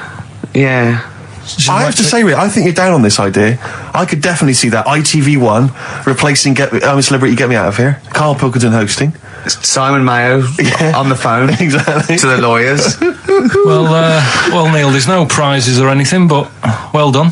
Well done. That was well worth it. Right. Well, you go away with the award in the knowledge that you've beaten Carl. Yeah. You can secure the knowledge that you thought how Carl does. Absolutely. Well done, Neil. So let's take us back a few steps, Carl. What's the story? Right, so I did some research. Right. Let's just recap again. There was a guy you read about who had his head chopped off. He was guillotined. Yeah. He had said to the people around him, Count I am going blinks. to blink once I've had my head cut off to So show the that brain life, can still... or the brain Yeah. can continue to work after, Yeah. after Yeah. death. Okay, so yeah, we queried that. So you weren't having any of it? Well, no, possibly for a few seconds till the oxygen stops being fed to the cells because the blood has drained away. But, nothing spectacular. So Right, go on. well, along the similar sort of lines, right? This is quite a few years ago. This fella sort of upset the royal family doing something, right? So they said that this isn't good. Wasn't Ben out under that Jubilee thing, was it? I can't remember what it was, and they said, right, That was terrible. We're gonna cut your head off. You gotta show people that you can't be doing what you've been doing. What was this, the 1970s? When you say a couple of years ago, you mean maybe sort of... Was it the olden days when the Ages phones ago. weren't very good? Ages ago. Yeah. Ages ago, sure. So yeah, fair enough. Yeah. So Very philosophical. Yeah, imagine that when you watching the history. Cut your head off. This was Fair enough. literally ages ago. Yeah, exactly. Yeah, go Simon on. Sharma's History of Britain. Yeah. Oh, So- and even before that, which is yonks before, when it was all mental and different. Sorry, Carl, go on. So he's having his head cut off, and he's resigned to it. It's a day before. He's kind of got it into his head now that I'm not going to have my head much longer. Sure. So he said, let's make use of this. Yeah. He said, I wonder how long the body can stay alive without my head on it, right? So they were like, I don't know. So Hoover. so The jailers? whoever he was asking. These jailers with one eye. Yeah. Get out, pants. So he said, No, wait a minute, I've got an interesting scientific experiment, jailer. Well, Yeah. fair enough. What is it? So he said, what I want to do, right? He said, surely it's my last right. I'm going to be dead tomorrow. Sure. So let's He do a didn't test. draw it out this long, did he? Yeah, and he said, let's test this out. He said, do us a favour. He said, it's my last day. What I want you to do is, you're going to cut my head off. Let's put a white line on the floor Right. and see if you know, because there's no point asking how far he can sort of walk without an head if there isn't a line, because you don't know what to count. Do you know what I mean? If he loses his head and he's running around all over the place, you can't really count That's that. not impressive enough. Yeah. So they said, let's make a white line. Sure. Yeah. Who said this? He did or they did? I think they started to join in with him and saying, well, let's make this a... Sure. You guess it. Go on. So... they got Norris McWhird the Guinness people. Oh, yeah. So they said, let's get this white line. Yeah. And dedication's all you need. we'll do this tomorrow. And he said, all right, then I'll see you in the morning. I'll see you in the morning. Night, night. Sleep tight. Bye. I love the fact that Carl knows exactly what was said. That's beautiful. Yeah, he doesn't know the story or what order it's in or when But it he was. knows exactly what or was who said. said what, but he knows the intricacies. All right then, see you in the morning. Bye, little kissy. Oh, I'm not like that. Oh, you joker. Don't let the bed bugs fly. Yeah. Anyway, So he gets up. do you want a paper tomorrow? No, I'm all right. Go on. He gets up and they say, right, you know, today's the day and that. And he said, well, you know, I've got used to the idea. So here's a white line for you. Got used to the idea. Go on. So they go, right, you ready then? And he said, I go on. And they cut his head off. And the body walked 32 steps without a head. Wow. 32 steps. Incredible. And that's the lesson, really. Did it get as far as it walked along the white line, did it? Yeah, he stayed along the white line, did 32 steps, and then started to stumble a bit, and it just fell over. Yeah. But, you know, it was a test that your body can still keep alive for a little bit. Yeah. When you've lost your head. Absolute twaddle. Absolute twaddle. What do you reckon you can do then without an head? How many steps? There'd be muscular spasm, right? Yeah. It would twitch a bit. It would, yeah. You could not distinctly take 32 steps. The body don't... Yeah. Is the doctor still on the line? Yeah. The fella that bought 6 parrots. Yeah. And, you know, you could have got 32 steps. Right, so you A don't beheaded believe man that. doing a bit of line dancing. Right, you don't believe that, but something that you do believe that a cockroach can live a week without an head. It can. Slightly different kettle of fish there. Why? Wow, insect to human is what I'm thinking. Yeah, that difference. There's not that much difference in Well, of some course there insects. Do you know that a snake has a heart and lungs and kidneys and stuff? Go on. No, well, I'm just saying. So? You're making out as if like they're a totally different, like, being. Species. I am making that up. I mean, call me old-fashioned. Do you know what you're talking about? I don't want you embarrassing yourself, Rick. Yeah, I am suggesting they're totally different beings. Yeah, that is. Yeah. Now, Carl, the cockroach is a very different thing. The interesting there is that it lives without its head, because a lot of it's on. There's some of them are phototropic, chemotropic. Some of them just literally have irritation and muscle memory. I mean, they do have a central nervous system, but it's very different. So if you lose the head, it bypasses a lot of that anyway. All this is running around. The reason it dies is because it can't take on water. But it's very different to a man, right, having consciousness and then losing that. And the body's still going, no, I think I remember what I was going to do here. Yeah, so I'm going to carefully walk 32 steps along this white line. Imagine you just looking down going, oh, missed a bit. Yeah. Maybe the head was in the corner going, left, left, left. Oh, he's now... Well, let's just put it out. I mean, if anyone listening has maybe had a relative beheaded, maybe in a horrendous car accident, but they got up, maybe they went for a walk, they had a little chat before they passed on. Carl. Get in touch. Carl, you are my favourite being. You are my favourite species. Now, you, Carl, may not be particularly different genetically from a cockroach. You are, Why can generally cockroaches speaking. do that? Why whoever made them went... Let's play a record. Do you know what? When I told him this fact, I send him little facts on text messages just to inflame his, interest. I just sent him a cockroach can live 9 days without its head. He texted back, "What's the point of that? Yeah. What's the point of They're that?" not doing experiments, these cockroaches. It's a boring last week to have. And he went, and on top of all that, you're thirsty. So it's the worst week of your life, isn't it? That week without your head. Play a record. Play a record, Carl. Competition time next. Oh, look at his little face. Look at his little You've not heard face. Carl's competition. Oh, he could live without an head. You've got a real problem with Rick Waller, haven't you? I just, And he turns my stomach. I know, but don't... Because he's arrogant as well, though. Exactly. That's the problem. To explain to people that... No, he is a bit arrogant. It's his whole thing that it's the whole package, so to speak, that you don't But like. there's another thing in this quote, because it's he's not just the fact that he eats too much. He tried apparently to lose some weight, and he said the first month I lost 11 pounds, the next I lost a stone, but in the third my body did somersaults and I put on 9 pounds. I had a slip up. I can't say when, why, or how, but it just sneaked up on me. Yeah. I don't believe it. Yeah. Don't believe it just sneaks up on That him. body's never done a somersault in its life. No, it just sneaks up on him. Me, yeah.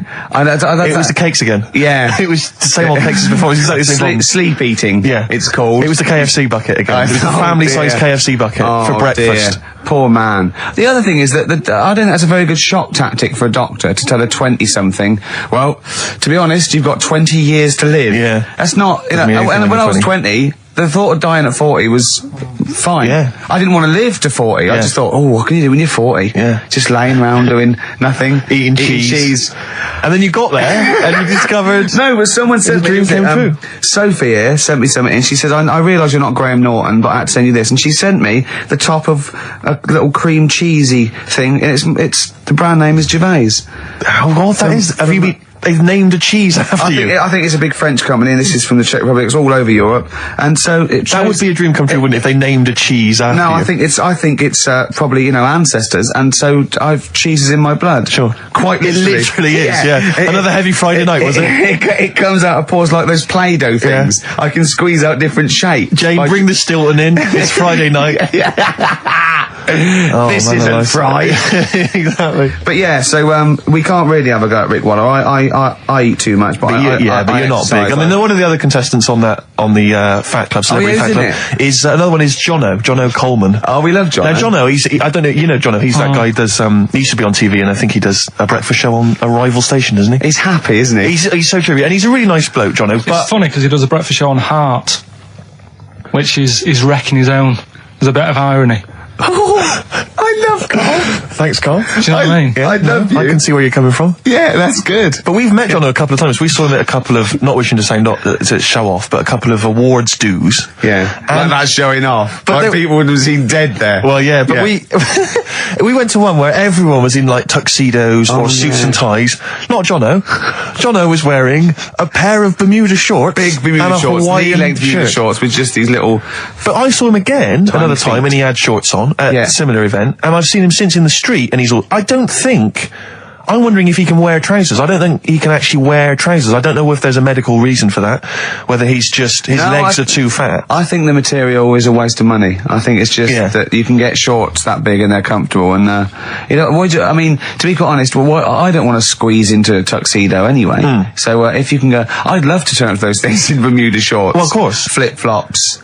But do you think he started off by wearing, maybe he just had the upper half was a tuxedo with the tie and then the shorts and the shorts underneath, and he would just have to come in, kind of sneak behind, a sideboard. Potted plant. Or a potted plant, or bring his kids ahead of him. Yeah. You are wearing trousers, aren't you? Of course I am, yeah. In you go. Kids move a bit. Well, no. Exactly. Of course I'm wearing trousers. Why would I? Wearing trousers. And they just thought, this isn't fooling anyone. So now I'm going to make a wacky effort to sort of, The next stone is, I've heard he's going in a grass skirt and a garland around his, and he's going to come in limboing. But you did ask if you could go to the BAFTAs in a dressing gown, didn't you? Just for ease. Yeah. Right, is this talking about diets and stuff, right? Go on. They've come up with a drug that, they tested it out on a mouse, right? They said, it's a problem that weight is a big issue in the world, and, a lot of people are depressed, and that, probably like Rick Waller. Well, I'm depressed looking at Rick Waller. Well, Oh. I mean, you could sort out Rick by, Jono is an old man, he's got loads of money. He's not old. No, but he's getting on a bit, right? He's about my age. Hang on a minute. What I mean is he does his own shopping, right? So I bet it's hard. What do you mean? Because he's like, how old is he? 35.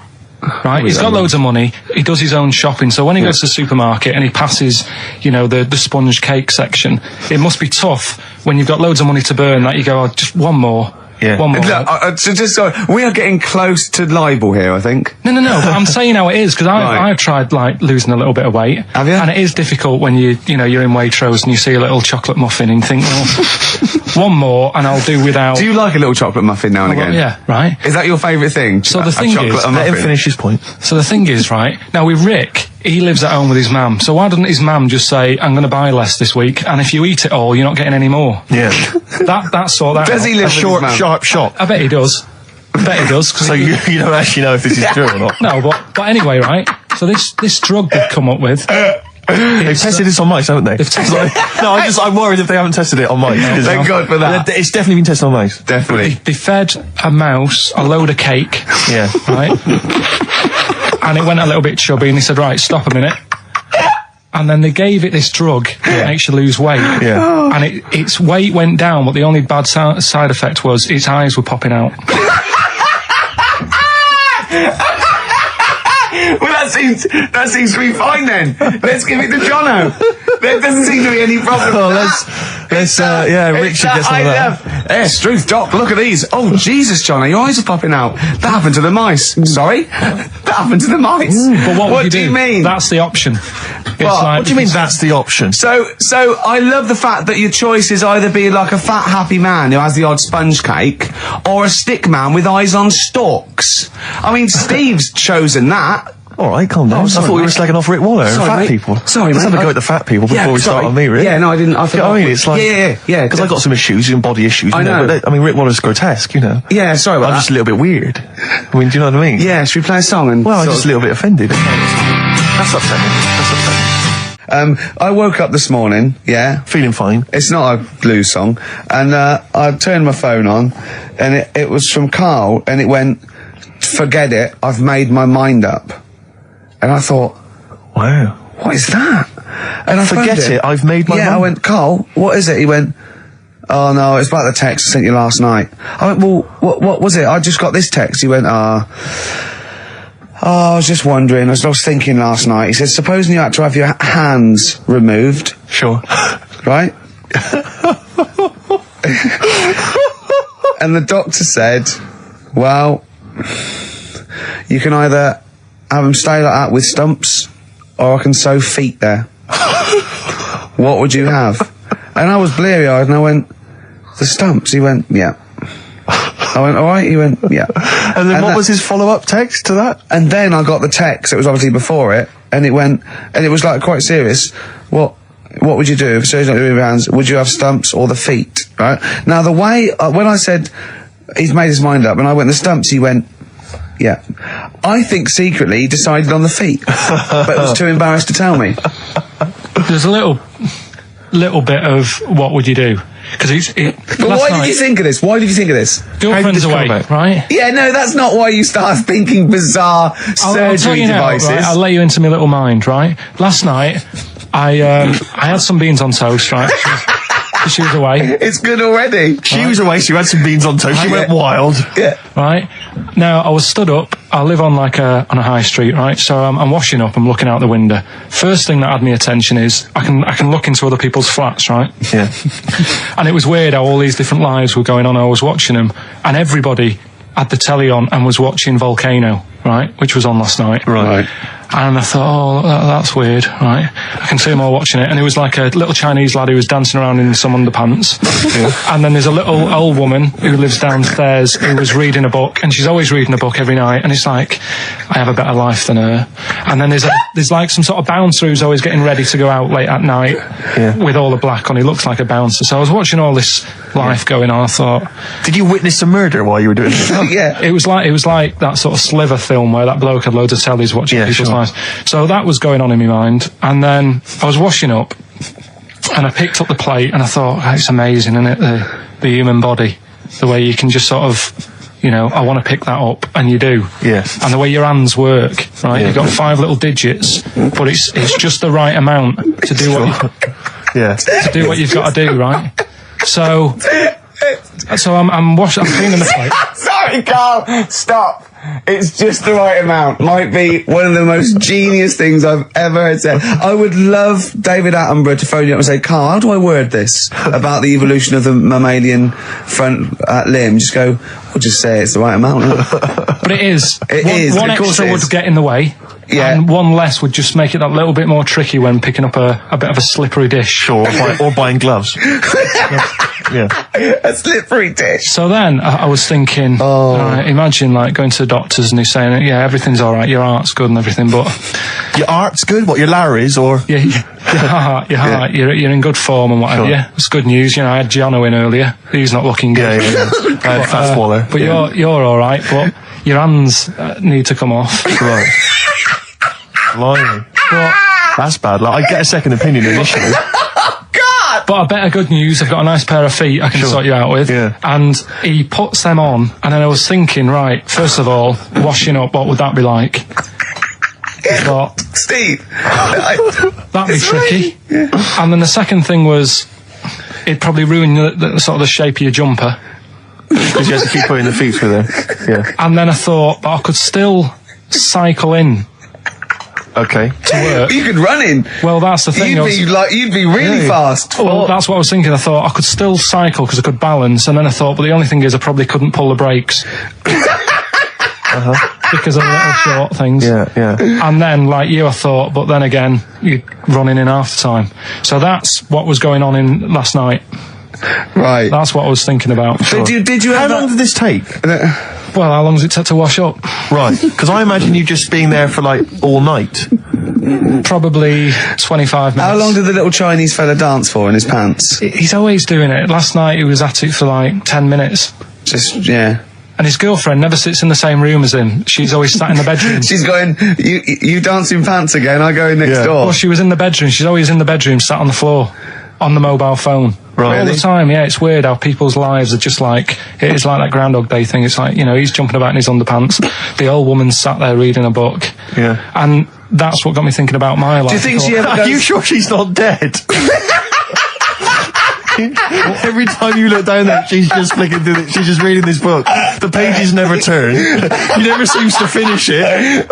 She never moves from her chair. Are you sure the Chinese Her girl's cats going... are dead around her. I'm going into next door again. That little round-headed The fella's smell. looking in. He's looking in at me. The bouncer goes, "Don't worry, love, I'll go and beat him up." But he's always true. getting ready. That's true. They see you staring at him, watching him, going, "I could have feet here," and they get scared. The old woman's dead. Oh, Carl, dear. can you tell us roughly which neighbourhood you live in, so that we know? It's central. Central, is it? Yeah. Yeah. Wow, imagine if that little... Was he a Chinese fella, did you say? Yeah. Imagine if he was listening now. I'd love him to call in and explain his actions. Well, he might be on some other radio station talking about a lad who's always washing up and looking at his hands in a mysterious way. Yeah. But do we have this doctor that would go, "Well, all right, Carl, you can either leave them as stumps or I've got a little pair of feet." Why? I mean, I told Jane this, and Jane went, "Is that the only choice?" He could say, "Could I have some dead man's hands?" Have you got any? Where do you get the feet from? Where do you get the feet from? Can I have? What would you rather have then? Human feet or monkey paws? Well, I mean, that wasn't an option last night. That if the doctors said... No, it wasn't an option last night, but don't forget, it's in your head, Carl. This didn't happen. No, but I'm just saying, at the time, that's all the doctor had to offer. But you know, it's your head, you can go anywhere. No, it wasn't a real doctor to offer. It's in your head, you can go anywhere. You're not trapped. Yeah, but if you can do anything, then you'd say, we'll sort us out some other hands. Fair point. Let's play record. We gotta come back to this. It was my birthday, right? Went home after working with you a couple of Saturdays ago, right? Girlfriend was like, open your card. And I said, no, it's my birthday on Monday, I'll open it. You obey by the rules, certainly on birthdays. Birthday rule. Well, there's no point. Well, exactly. Chaos leads that way. Yeah, right, so... Not an anarchist, never has been. So anyway, she was kept going on, it was doing me head in, so I said, all right, I'll open it. Yeah. So I opened it, ticket fell out. Surprise holiday to one of the Canary Islands. So... And what was your reaction? I mean... First one was, we haven't got enough money for this, but I didn't want to ruin it, so... No. So I didn't go on about that, and I said, oh, it'd be great, so I can't wait. So, Did you say it in that tone of voice? Well, it was good timing, because I was tired and everything, and I'm not a big holiday fan, but the timing was right. Yeah. Do you know what I mean? It's the same as last night. I don't always like a curry, but last night... You're in the mood. You get that sort of, oh, yeah. Curry feet. You had a feeling. Yeah, you had a feeling You for thought, curry. and then lo and behold, later you were eating the curry. It's weird, isn't it? Very Isn't it weird, the strange. Life is- paranormal? Isn't it weird? They work in mysterious ways. Yeah, ghosts. yeah. So yeah. anyway, right, the island If I was on Wish You Were Here, I'd probably say it's a bit barren. Okay. Not much there, but if you get a hotel, you guarantee good weather. Right? Are you? No, what I mean is, it'll be a good holiday. If you get a hotel, right, the weather's always good, so you'll have a nice time. That was a comma, yeah, it was a, go on. And all that, and the food was alright, and everything was going alright. I was just having a nice, relaxing time. And how do you sort of spend your time on a holiday? You just lie around? Is that sort of holiday, just lying around. I bought a book. You bought a book? Yeah. Okay, ghosts? No, it was short stories, right? About it was ghosts? it was about like special days in our time and time before me and stuff. Oh, yeah. And it was like it was telling you about how in, I think it was 1814, the Thames frozen up. Yeah. And all these stories are told by eyewitnesses. Yeah. Right? So there's some fella who was around in 1814 and the Thames was frozen and people used to put market stalls on there and they'd do the shopping. It was like like an Oxford Street. Was that Mad Liar Charlie? No, because he's famous for that. Well, I'm sure, you know. No, I think that was Mad Liar Charlie. Right. So I was reading that, and then after a couple of days was a bit like, boring. Yeah, you can only do sort of so much lying around And so much reading. So Suzanne said, let's go on the beach, have a walk. You ain't gone on the beach? Where had you been up to this point then? In your room? No, just like around the pool, just relaxing and having a swim and that. Yeah. So she said, let's go on the beach. I said, all right then, yeah. So wandered down to the beach, and first impressions are, it's all right, it's clean. Your criteria is so basic, it's brilliant. Hotel, yes. Roof, good. Food, adequate. Beach, clean. Next. So I'm walking along, and everything's good, and there's a woman feeding fish bread, which I thought that's different.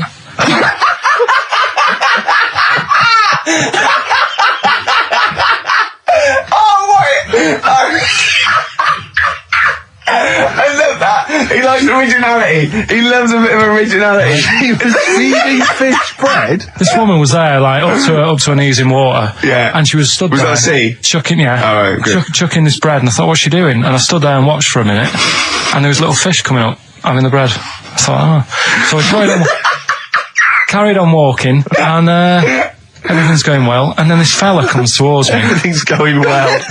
Yeah, that's I haven't fallen over. Clean feeding bread. 2 points for originality. Fella comes walking towards me. Oi, oi. He's only got no pants on. Oh. So I said, Suzanne, what's going on? Why did he turn to her? Like she knows more than him. So she said, oh, yeah, it's, she said, yeah, it's a nudity. Is this going to be a long story? Could you pour that coffee? Can you give me that coffee over? Sorry, this is really bad. Yeah, because he's pouring... Thank you. Just amuse yourselves while we sort the coffee. Thank you very much. Dave, do you want I'll have a cup of coffee, Carl. Thanks, yeah, cheers. Cold. Right, good. Okay. So... Great. Thank you. So she said, yeah, it's a nudist beach. So I said, well, why, what? I said, we're all it's all mixed up. Normally on a nudist beach, it's a nudist beach and you don't go wandering on there when you get your clothes on and that. So it annoyed me a bit, because there wasn't any signs. So this fella's getting closer. Well, the knob out was a sign. Yeah. Right, so he's getting closer. And he walked past me. It was an old fella. And he walked past and he had a hat on and a little pipe. And a big rucksack on his back. Right, so he got me thinking... Not strictly naked. I'm walking along and I'm thinking... Right, why do people want to do this? So straight away, I wasn't on holiday anymore, because most of the time when I'm on holiday, I don't think about anything. Right? Your mind's a blank. I just switch off. Right? But all of a sudden, this has got in my head now, and I turn around to look at him, and... Check out his arse. And this bag, right, I swear, it was massive, right? What? You had a massive bag? The bag. His rucksack? His rucksack. Oh, right, okay. When he said there was an old couple coming towards me, I said, what was lower, the bloke's bollocks or the woman's tits? And he said, well, that was another point. She might as well have worn knickers. Because you know, so you can see it. That's what he said to me. So you saw the bag? So it annoyed me, yeah, because the whole idea in it, this is what I think, I mean, I might be wrong, right? Might be wrong. Chances are you never have been before. Being nudist, right? What's it all about? So I'll tell you, on that point, Carl, let's play a tune, let's come back and we'll discuss... What are we going to play? We'll discuss that very issue. We've got some ideas, we did chat about this last week, Carl, in your absence. Alright, well, we'll play the choral. Okay. It's a good one, this. Yeah. Coral, Dreaming of You on XFM 104.9. I'm Ricky Gervais, with me Steve Merchant and Karl Pilkington. If you just joined us, Karl is walking down the beach, and a man has just passed him with his knob out. Yeah, his testicles out and his huge bag, apparently. Right. Now, we'll sum this up, quick, because we did talk about it last week. You did call me and tell me some of these things, and we sort of mentioned it last week, but you just want to say just give us your thoughts on nudity. Well, what I don't understand is, right, nudity, I thought it was all about, sort of being free. Yeah. Natural, letting the breeze, blow around you and that. That's all I can think is of like the bonus of doing it. But you can get that by just having a pair of shorts on, right? Because I'm not one for getting my kit off. It's just something a bit weird about it, isn't it? Normally, if I go for a walk on the beach, I'll put a shirt on. Sure. But leave it unbuttoned. Yeah. Oh, right, yeah, tease the ladies, sure. Do you know what I mean? Yeah. But it just feels a bit weird. So it's best to cover your back anyway, because the sun and all that. Advice, yeah. But when I saw him, and I thought, well, right, is he doing it to sort of be free and be comfy and all that? And then I thought, but he's carrying a big bag, right? I've got a pair of shorts on, and I'm not looking at him thinking, I bet he's really comfy. Do you know what I mean? I wasn't going, I can't wait to get home and get my shorts off. They're really annoying me, these. So, and that's just it. I don't get what it's all about. Yeah. Sure. Yeah. Sure. Well, okay. Well, my advice to you is don't go to nudist beaches again. Well, I didn't go again. Got some new ideas for you. Go on. Well, they've all been blinders in the past. Go on. Did you do any competitions when I was away? Did we? I think we did, didn't we? Did we give away a DVD? Did we? Yeah, we did. Yeah, go on. Yeah, Right. go on. Anyway. Well, I've thought of some... This isn't like radio, is it, as we know it? This is just people talking. If the mic's on, it's luck. Yeah. If anyone's listening, I've no idea what they think of this show. It's not a show.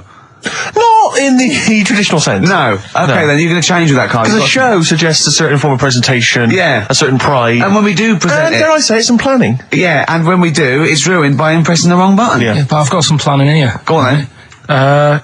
Quizzes. What I did was, when I was on holiday, right, you said, come up with a new idea, right? So the best way of coming up with ideas is sort of... thinking. Sort of nicking a TV show name and then twisting it a bit. Yeah. So... Or just rip off Simon Mayo's idea completely. That's good advice for anyone out there. I didn't... Yeah.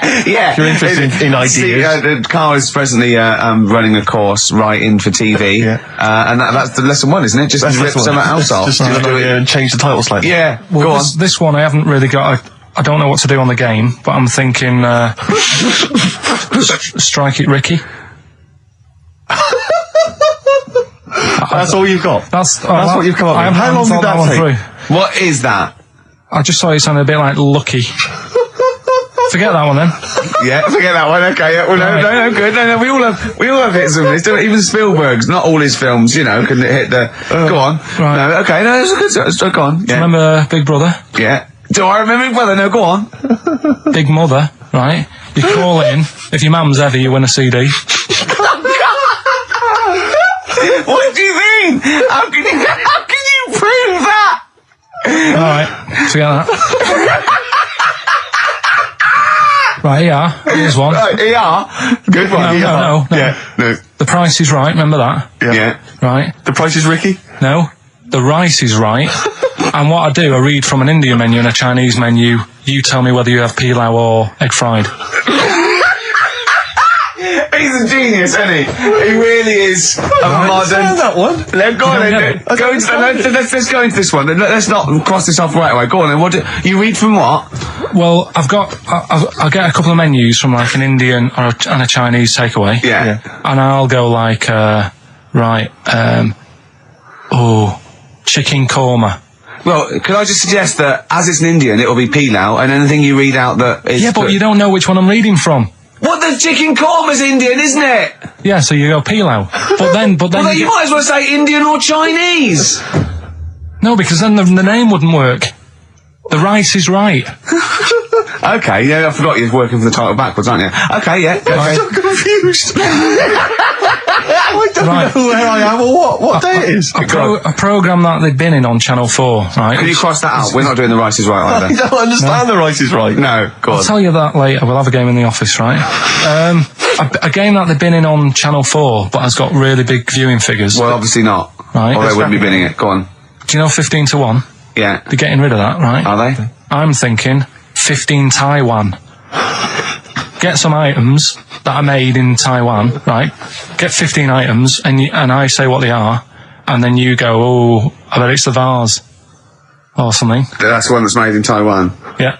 Can you just explain that again very quickly? No, don't go. Alright, Cross it out. forget that. Cross it out. 15 Taiwan. Right. Go on. This is the one that I've prepared for, because I think this is like daft, this is good. Let's play a tune and let's hear it after that. Oh, God. I'm very excited. Are we going to play it after that, or are we going to say... No, you can explain No, it it's after out. it. I'm very excited. Good to hear that again, isn't it? Oh, fantastic. Waiting on a Friend by the Rolling Stones. Yeah? Go on then, Carl. On XFM 104.9, Ricky Gervais, Steve Merchant, Karl Pilkington. Go on. Right, this one. Remember Blockbusters? Uh-huh. Right, this one is good, and we'll do this one. Rockbusters. And remember how Bob Holness used to give you a letter?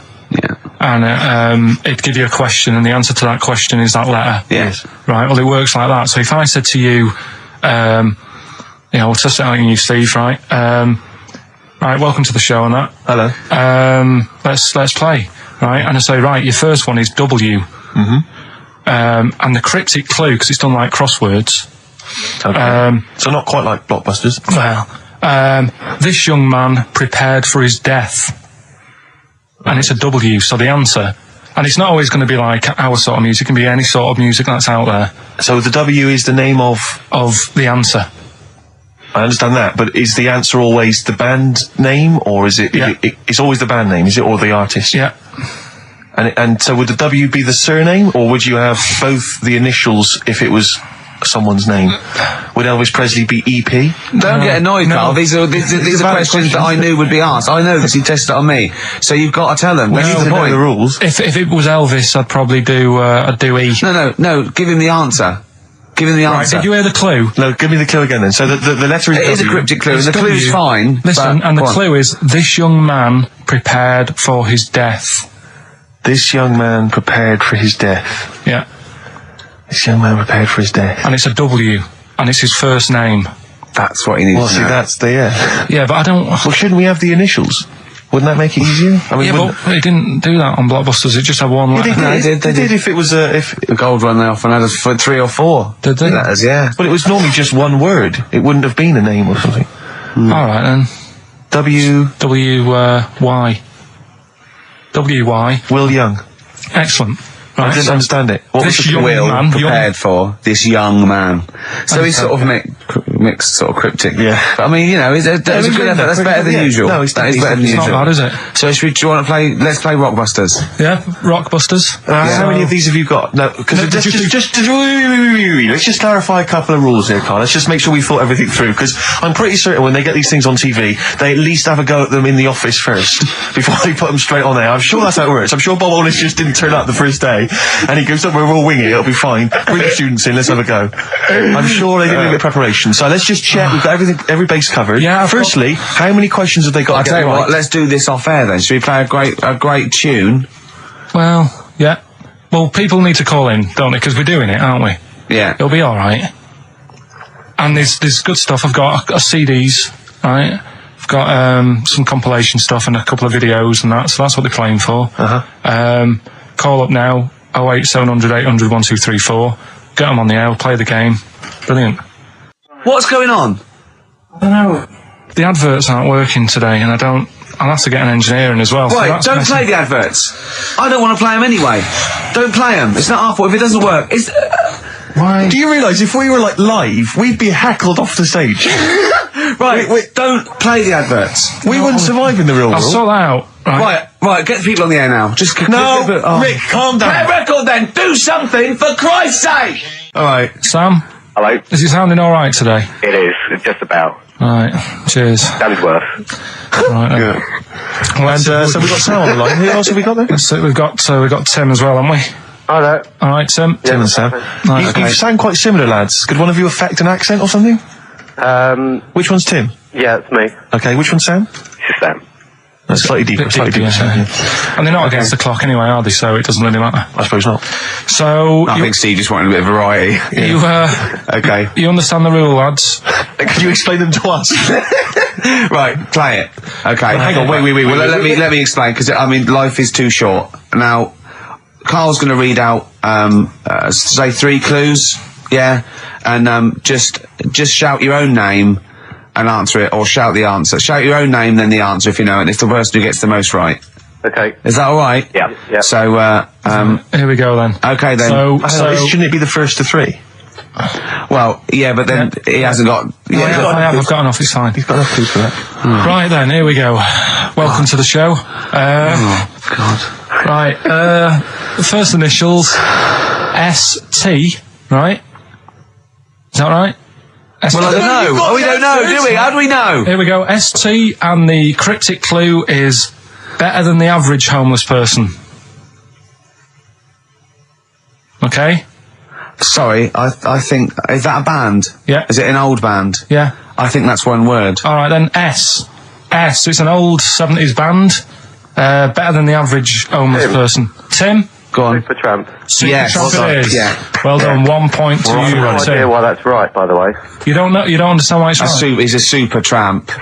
Oh, right. Better than the average homeless person. cryptic, yeah. Yeah, cryptic. Yeah. Okay, second one. Come on, Sam, you've got to... That's actually quite good for Carl. Trust me, Tim. Take that as a good clue. Because, yeah, okay. We won't do this again. Right, 1-0 to Right, here we Tim. go. Right. F. The letter is F. That's the next one we're moving on to. And the cryptic clue is, the little girl is hungry. What shall we do? The S or F? I've got it. F. Ready? Sam. Peter. Yes, 1-1. Feed her. He's pulled out of Feed her. Yeah. Feed her. Okay. Yeah. So that's 1 each. So this is the decider, isn't it? Wait a minute, ITV are on the phone. Well, you said first to 3, so no, it's not, is it? That's what I said. Just do the 3 clues and who gets the most. Okay, well, we can do that now. So, here we go. I love this. This is rubbish. Go on. So here's the last one. The initials are AK, right? And the cryptic clue is exploding pet. Shout out your name if you know it.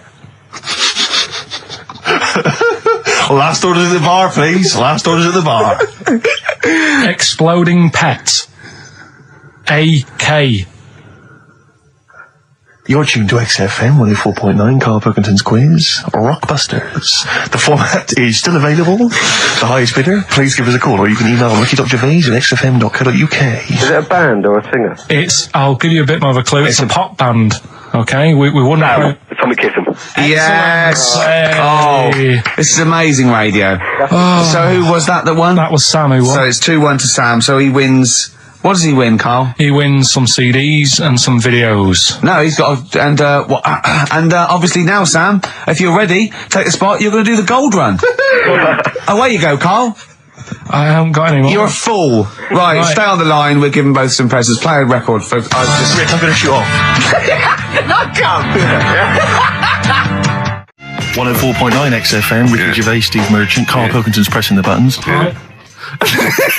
We're playing some great moments from the last 3 weeks. And some great records, Steve, from the last 2 weeks. That's true enough. Yeah. We're not actually here today. What are you up to today, Rick? It's 8 hours earlier, so this is about 2 o'clock probably. Mm-hmm. So it's about 6 o'clock in the morning. I'm still in bed, mate. I'm asleep in my hotel room. Now, where are you? We're in LA. Los Angeles. Yeah. City of Angels. Rick. Yeah. City of Angels. Yeah. And so that's what we're doing. We're doing stuff like that. That's why we're not here. We're not here next week either. So next week is the best of this week.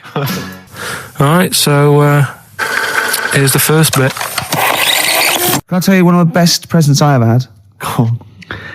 Without doubt, all I ever wanted was a go-kart. This is true. I was like, sort of 5, 6, 7.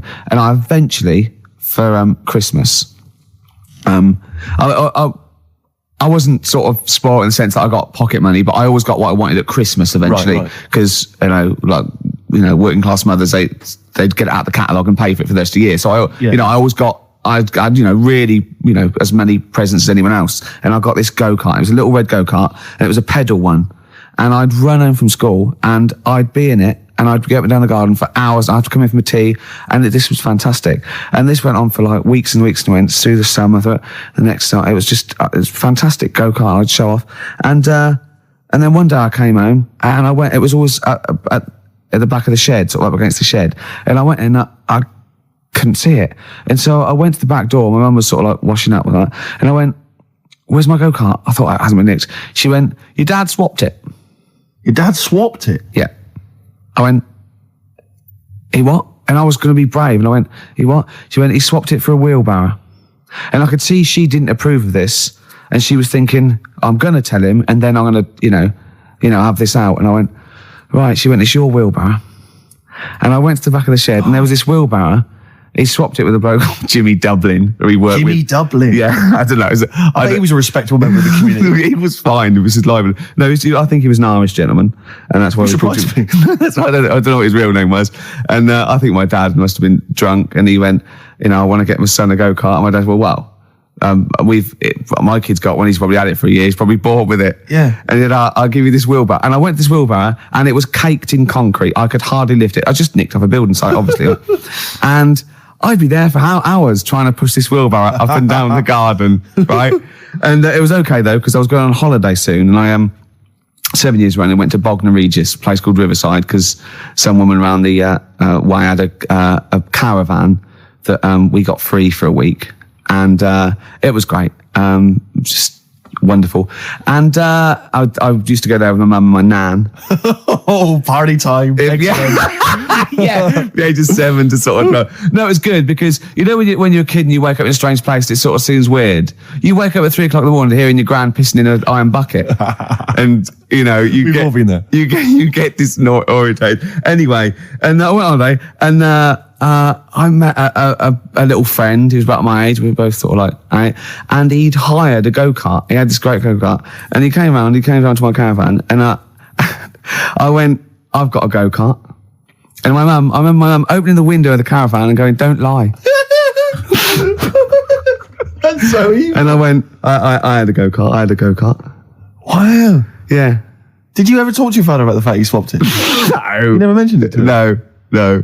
You still got that wheelbarrow? I think so. I've grown into it. Yeah. I can nearly lift it now. Yeah. And now I'm just too old to run up and down the garden with now it. Now you get one of your several gardeners to use it all the time.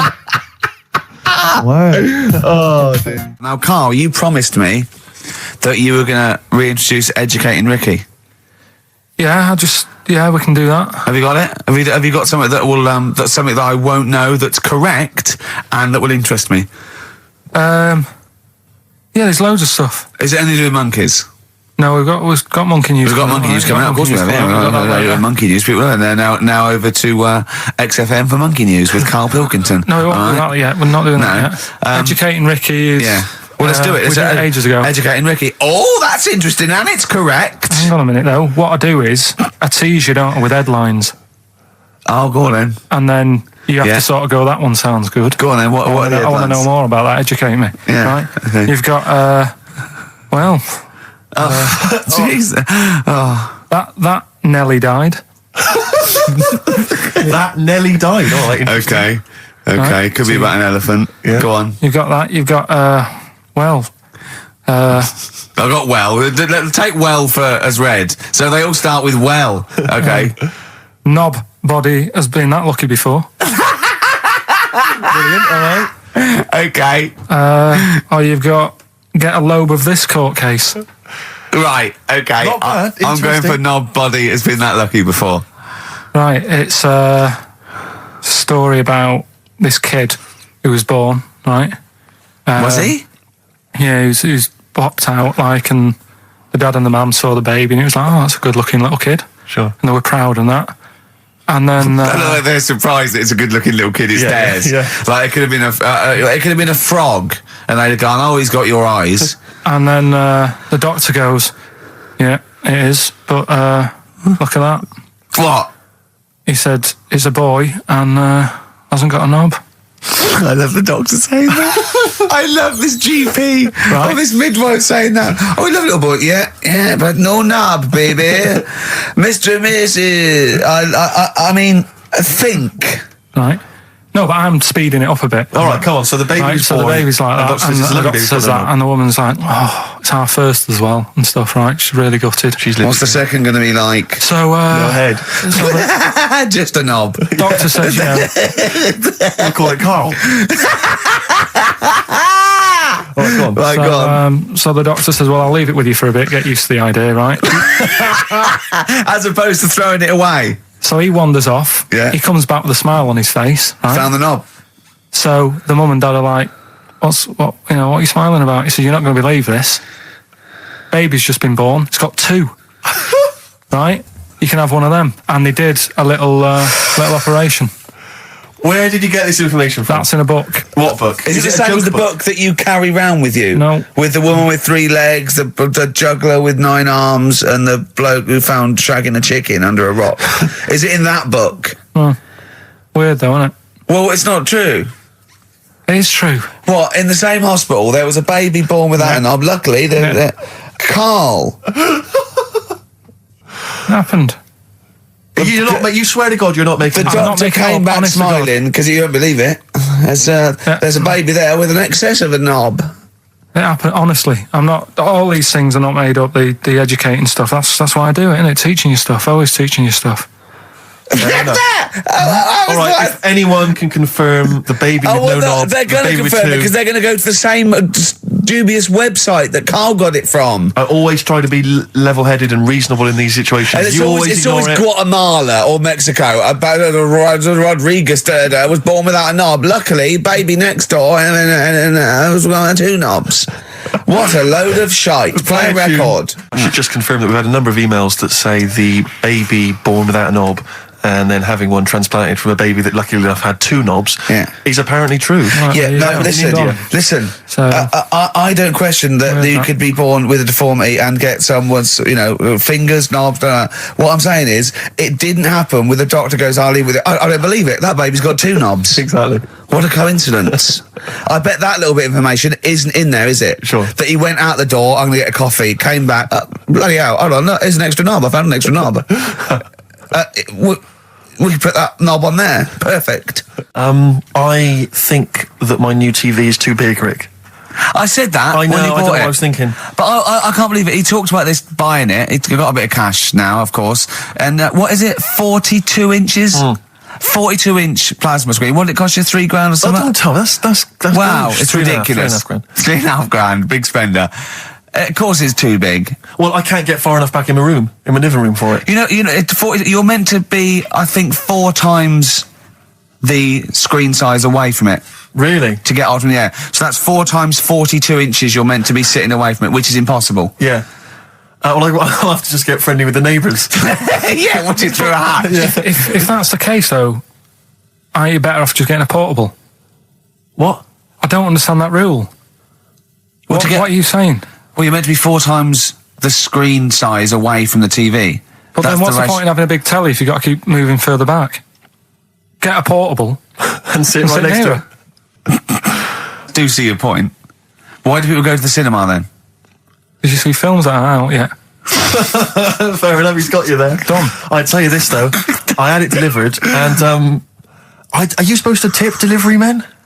Of course you are. I don't know. You said I've never had anything delivered before. I've never spent that much money. Not if it's a courier with an envelope, but if it's a bloke who's struggled up the stairs, two fat blokes with a fridge, then give him a £5 for a drink. But the problem was, I didn't realise, and I was thinking to myself, I wonder if I've got to tip him. And the guy was leaving, and my mobile phone went off in my pocket, and I reached in to get it. He put his hand out thinking it was a tip. I went, it's just my phone.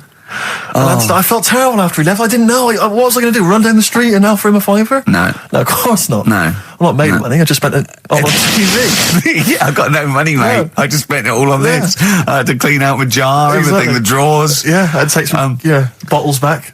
The problem was it took me forever to wire it in. I thought I'm not going to pay for someone to wire it up, So it took me about 3 hours to wire it in, and it was huge. And I got it switched on, And the first programme that was on when I got it wired in was Bargain Hunt. I'll tell you this, David Dickinson's tan almost took my eyeballs out. It was incredible. It was like X-rays. It was extraordinary, the glow. I know, a huge plasma screen with this orange thing coming out, and he keeps turning to the camera, doesn't he? Just to get you. Yeah, he turns away, you get a bit closer, they go, what's he doing? He just turns around, takes the cornea off. What do you think, Bargain Hunters? Bargain Hunters. Oh dear, that's why I'd buy a plasma screen to watch Bargain Hunt. I mean, it's ludicrous. This is the problem, is because what do you watch? I mean, have you watched anything that's been worth having? The only thing I've watched really worth watching. 24. Well, yeah, 24 works great, but also films. Obviously, that's the main reason I bought it, because films just look amazing on there. Yeah, DVD on the plasma screen. The brilliant Blur, Out of Time on XFM 104.9. One of my favourite singles of the year, and that's another thing. We'll be playing our favourite singles of the year, as well as our favourite clips of our own show. Rick, I imagine if people have got a bit of Christmas money, they're wondering what they can spend it on. Office DVD? Well, other than that, these guys have got some ideas. What, adverts? Brilliant. Exactly. Carl you had to, go to one of those, well clinics, didn't you? No, I haven't gone. Why? Because I'm not happy with it. What? I'm not happy with the whole... Well, it's just... Do people know what them places are? They'll give you a whole... Have you heard of them? Yeah, I've had one, yeah. They check everything. Which, Suzanne, my girlfriend, was like, you're 30 odd now.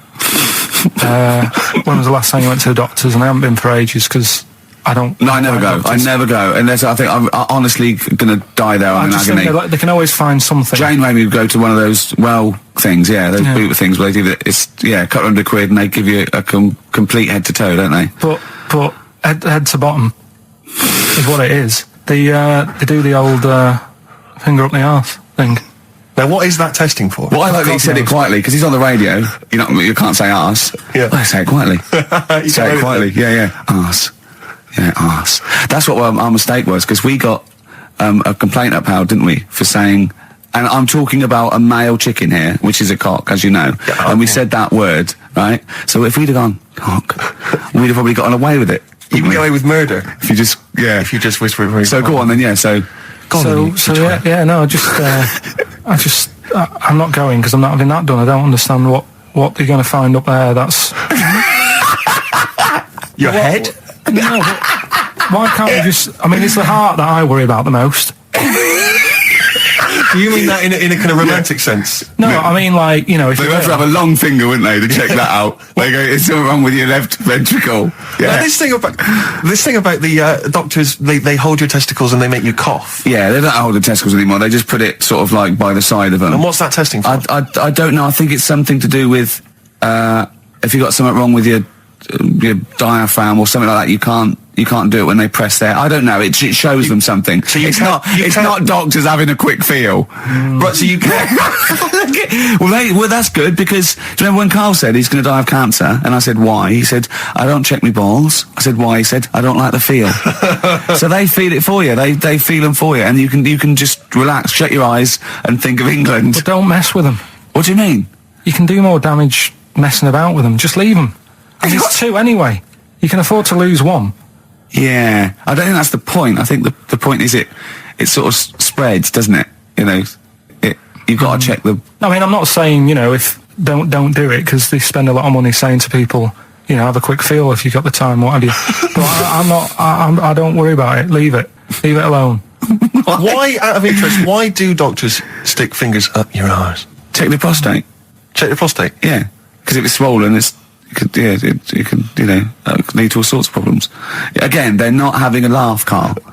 They're not going, hang on, look at this bald little mank fella. But there's no nice way. I'll feel his balls, stick a finger up his arse and send him home. 300 quid, please, on you go. What about me art? It's fine.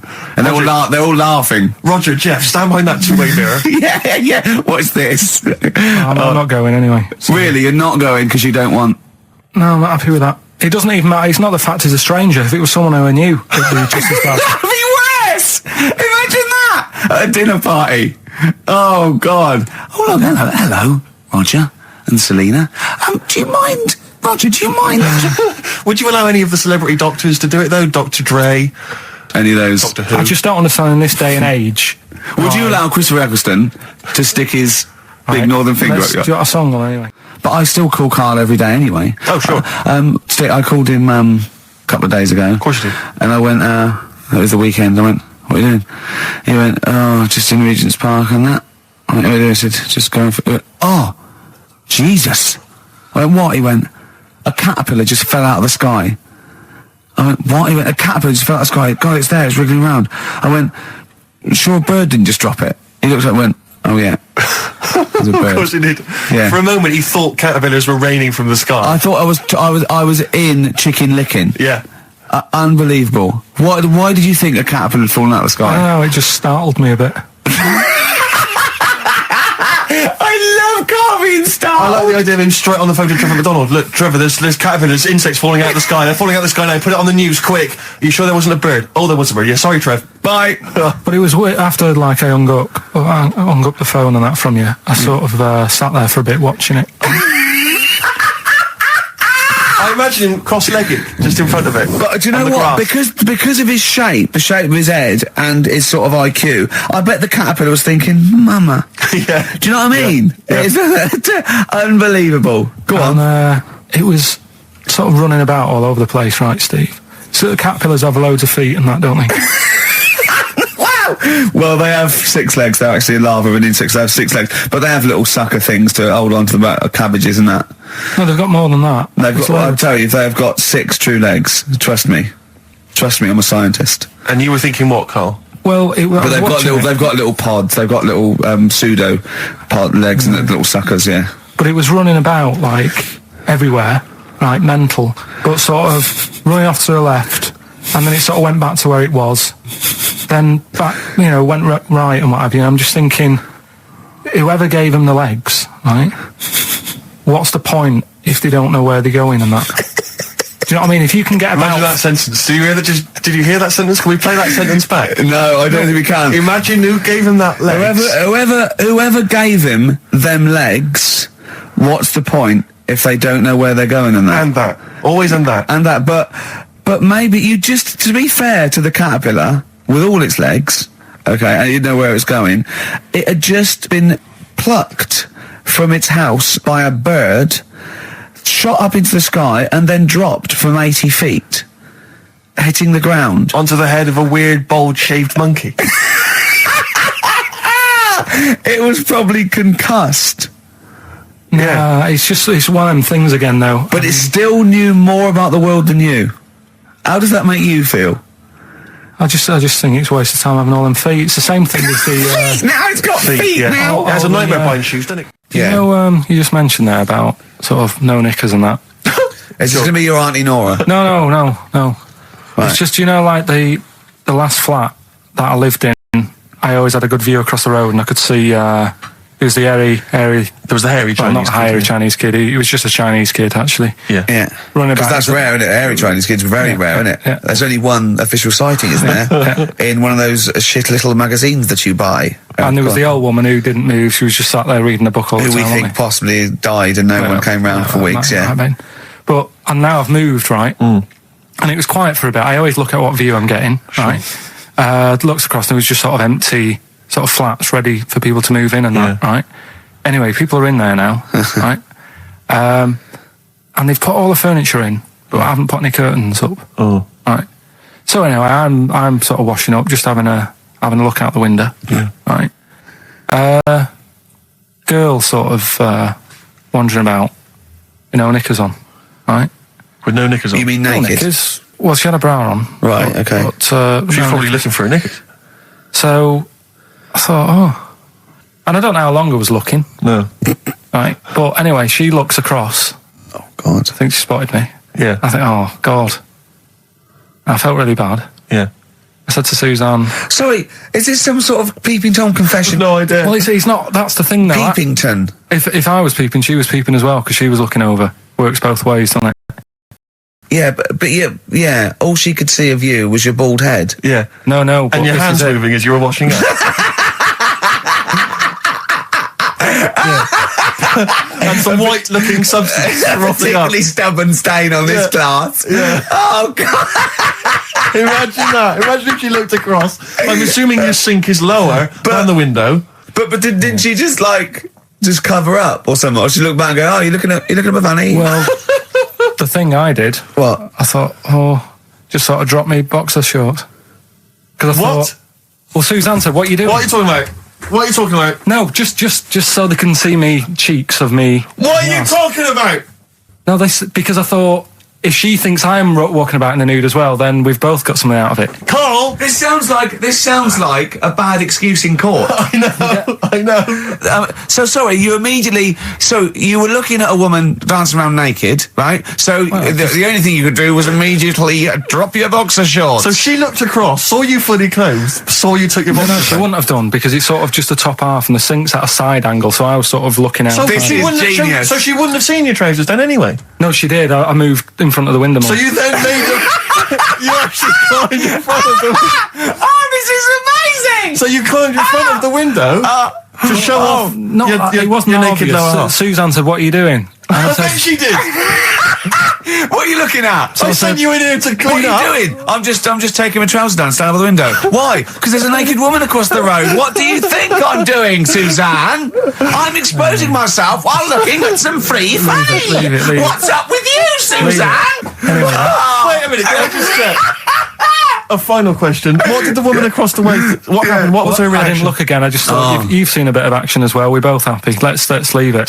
So were you waddling around like a penguin with your trousers around your ankles? I just was walking about, and Suzanne said, what are you doing? I said, I'll explain to you in a bit, but don't look out the window, because then it's Excellent. obvious. Then he sees, she calls her husband to look at Carl walking around naked. He goes, oh, she's got quick, Suzanne, get him out. There's only one with him to get some more friends. They've gone one more.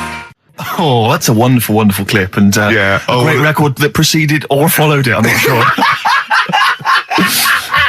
But, could I make some dedications? Yeah. Because I, last week, just before we had to come in to record this, popped out trying to get onto the tube, and I had a nightmare, because there were millions of protesters, so-called protesters.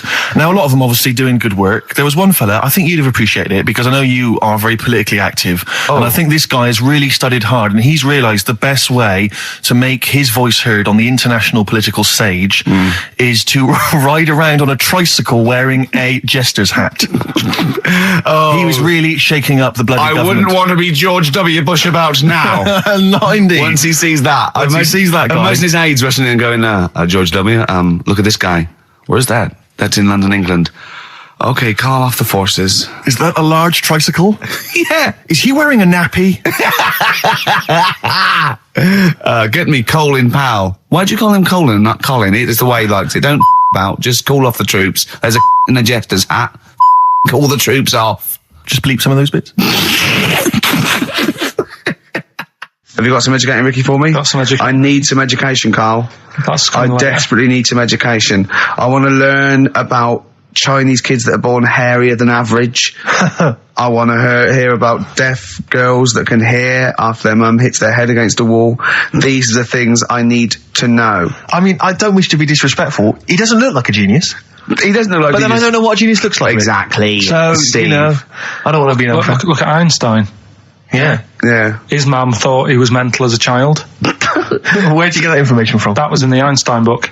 Well, it was in the Einstein book, then it's presumably true. Which Einstein book is that? His Theory of Relativity? The big book of Einstein stuff. Oh, yeah. Yeah, the big bumper book of Einstein stuff. It's for a coach trip, and you have to fill in E equals MC1 squared, 2 fish, or 3 hello, and then it's multiple choice, and you fill it. It's great. It's Did his mum think, A, he was a genius, B, mental? Most people go for A, but it is in fact B. She thought he was mental at the age of 28. Oh, Carl, you never let me down. You never let me down. So have you got Educating Ricky for me? We've got Educating Ricky coming up. We've got Rockbusters. We've got Rockbusters. Great As seen and talked about in Heat. In Heat magazine. It's got really tough this week now. We're not messing about anymore. Right. Got some good prizes. Absolutely, yeah, we'll talk about those later. Because, I mean, was it last week that you had the classic? Was it, I can't remember, I'm paraphrasing, Carl, apologies. Something like, I'm here in Texas, I've fallen in a puddle, and my knee has got wet. Yeah. Wet Knee Houston. Whitney Houston. Yeah. Also, it was last week when there was a little bit of confusion over the one for Holly Valance. Right? Of course. I don't think it was confusion, I think it was your error. Yeah. No, it wasn't. And it was Holy Valance, and you meant Pelmet. Then Becky, who called up that time and said, if you're getting mistaken with Pelmet, right, she sent me an email in a week saying, I've done a bit of research. Yeah. It was my fault. I've made an error. Yeah. It is a valance. Okay. And I know about valances. As I told you last week, at the very end, my auntie loves them. Yeah. Right? She makes them. She started off just like putting them on top of the sort of window around the curtain. And then she thought, I can do more with this. Yeah. And she had a little coffee table that had magazines underneath. And she said, I'm sick of seeing them magazines when I'm sat down. She sounds like a Pilkington. So I'm sick of seeing them magazines when I sit down. So she put a valance around the table. She just got valances around everything now. Yeah. Then, next step, she tapes everything. She never actually watches telly. She tapes it all because she gets sick of listening to the adverts and that. Yeah. So she tapes everything. So she's got loads of videotapes and that. And the video used to get on her nerves. When she was watching a film, she'd see the clock changing. And it distracted her from the film. So she put a valance around that. That's genius. Yeah. So, that is or is it mental? Only Mrs. Einstein can tell. I don't know. She's even made a little Jack Russell look like a hovercraft. Yeah. It's great. So everything's got a valance. If you go round and you stand still for too long, the chances are she'll put a valance around your head. Yeah. This is this is Auntie who? Auntie Nora. And this is the one that farted for 5 minutes. Lest our listeners forget. Farted for 5 minutes. Called his mum, saying I'm farting. 2 minutes into the fart. She said about 2.5 minutes in. Yeah. Just like, for example, that's why your balls are on the outside. Because the cells have to be a certain temperature to survive. I don't know if it's the sperm or Sertoli cells, but they have to be a couple of degrees below body temperature. Otherwise, they'd be in a nice cage and we wouldn't get kicked in the nads. What do you mean? That's why your testicles are on the outside of your body. They have to be a couple of degrees below body temperature. Yeah, but that isn't why they're there. You see, this is like the chat we had last week about the giraffe having a long neck. What do you mean? They're there because that's where they happen to be. They didn't go right. Well, that's what evolution is. It's a selection process. It's not a will. The balls didn't say, look, I'm too hot, let's get us outside, let's get outside of here! Alright, hang on a minute then. What? So a little man monkey, right? Theirs are in the same place as ours. Yeah. But they're walking around naked, so it could be anywhere. They could be like on the back. It doesn't matter where they are. They call it, well, they could be on the back, yeah. So why aren't they? This is a completely different... Steve! You started it! I wash my hands of the whole affair. And we're not only back to balls, but we're back to monkey balls. Yes. In one thing from about parasites, we're back to monkey ball news. Yeah. How do we get back to chimp testicle news? Alright then, so this worm's in a fish. Yeah. It's like a little platyhelminth. I think it's some sort of. But what I mean is, why are they about? What do you mean? They Why? evolved. But why haven't they died out? Because they're very successful. Yeah. What do you mean? Yeah. What do you mean? Yeah.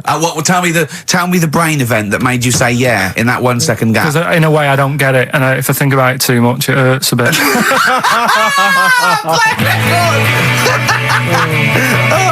They've just been around for years, Carl. Yeah. Like Cliff Richard or something like that. Yeah. Carl's look at him. Carl looks at you like a cat. Yeah. Whenever we leave him behind, if we don't talk like straight at him and let him see our lips moving, and it's monosyllabic and very look, he's lost in that conversation there. He just drifted off, didn't you, Carl? No, I just was also thinking on animals and that. Something else I was going to use. Go on. Was this isn't a radio show, is it? I just suddenly caught myself. This is nothing. I told you that before. It's been bad today. No, but I mean, it's the way, this casual way that it's like we almost have no regard for our listener, and I'm not proud of that. I just don't know what to do about it. Do you know what I mean? I don't know how to do this properly. I mean, we're just chatting here. I mean, it's only Anderson who's seen through us, and that surprises me that more people haven't. I mean, what are the figures like? Do people listen to this show? I'll find out for you. You keep saying that. But, yeah, there's this parrot, and, apparently it lives Rick, it's unique, if nothing else. I mean, when you wake up with Woken Tomorrow, you're not even going to hear him start a line with there was this parrot. Go on, there was this parrot, yeah, go on. And it can talk and that. Someone's obviously, taught it out, speak and that. And, it flew away, and it's living in this church, right? And people are at the church doing hymns and that, and then Trouble's brewing. in between the If that hymns. parrot was owned by an old miner who used to swear a lot, Yeah. Well, then the vicar is what going was to be really annoyed. That vicar, that vicar's going to go on. I just hope he stays quiet during the vicar's sermons. Yeah, go on. have you read it? No, go on. Have you read it? No, go on, no, go on. because that's what happens, Go right? on, tell us, Carl. during the hymns, it's sort of effing and jeffing and stuff. Jeffin. Yeah. And everyone's like going, oh, you know, it's quite funny, really. You know, it doesn't know what it's doing. Everyone's having a laugh. Yeah. But it's causing a havoc at funerals. When did this happen? Not years ago. John was a much loved man. He was a wanker. Yeah. So anyway, so that was another What story. can you say about Uncle John? Bollocks. Oh, Carl, I love the fact that when you look at things, you go, that's interesting. The parrot swears at funerals. That'd be a nice And one. it stays with you. You see, for a simple man, you retain an awful lot of knowledge. It's just all rubbish. all Do you know what I useless. mean? If you just replaced all this rubbish with good stuff, you'd be an intellectual. Yeah. Really. Because, I mean, your attention is fantastic. So Did I lose you again there, did I? So was it the word retention? we've still got Wash Up With You. Yeah. Should we play a record and do Wash Up With You? Yeah, we'll play a bit of Aqualung then. Depeche Mode there, and I Feel Loved.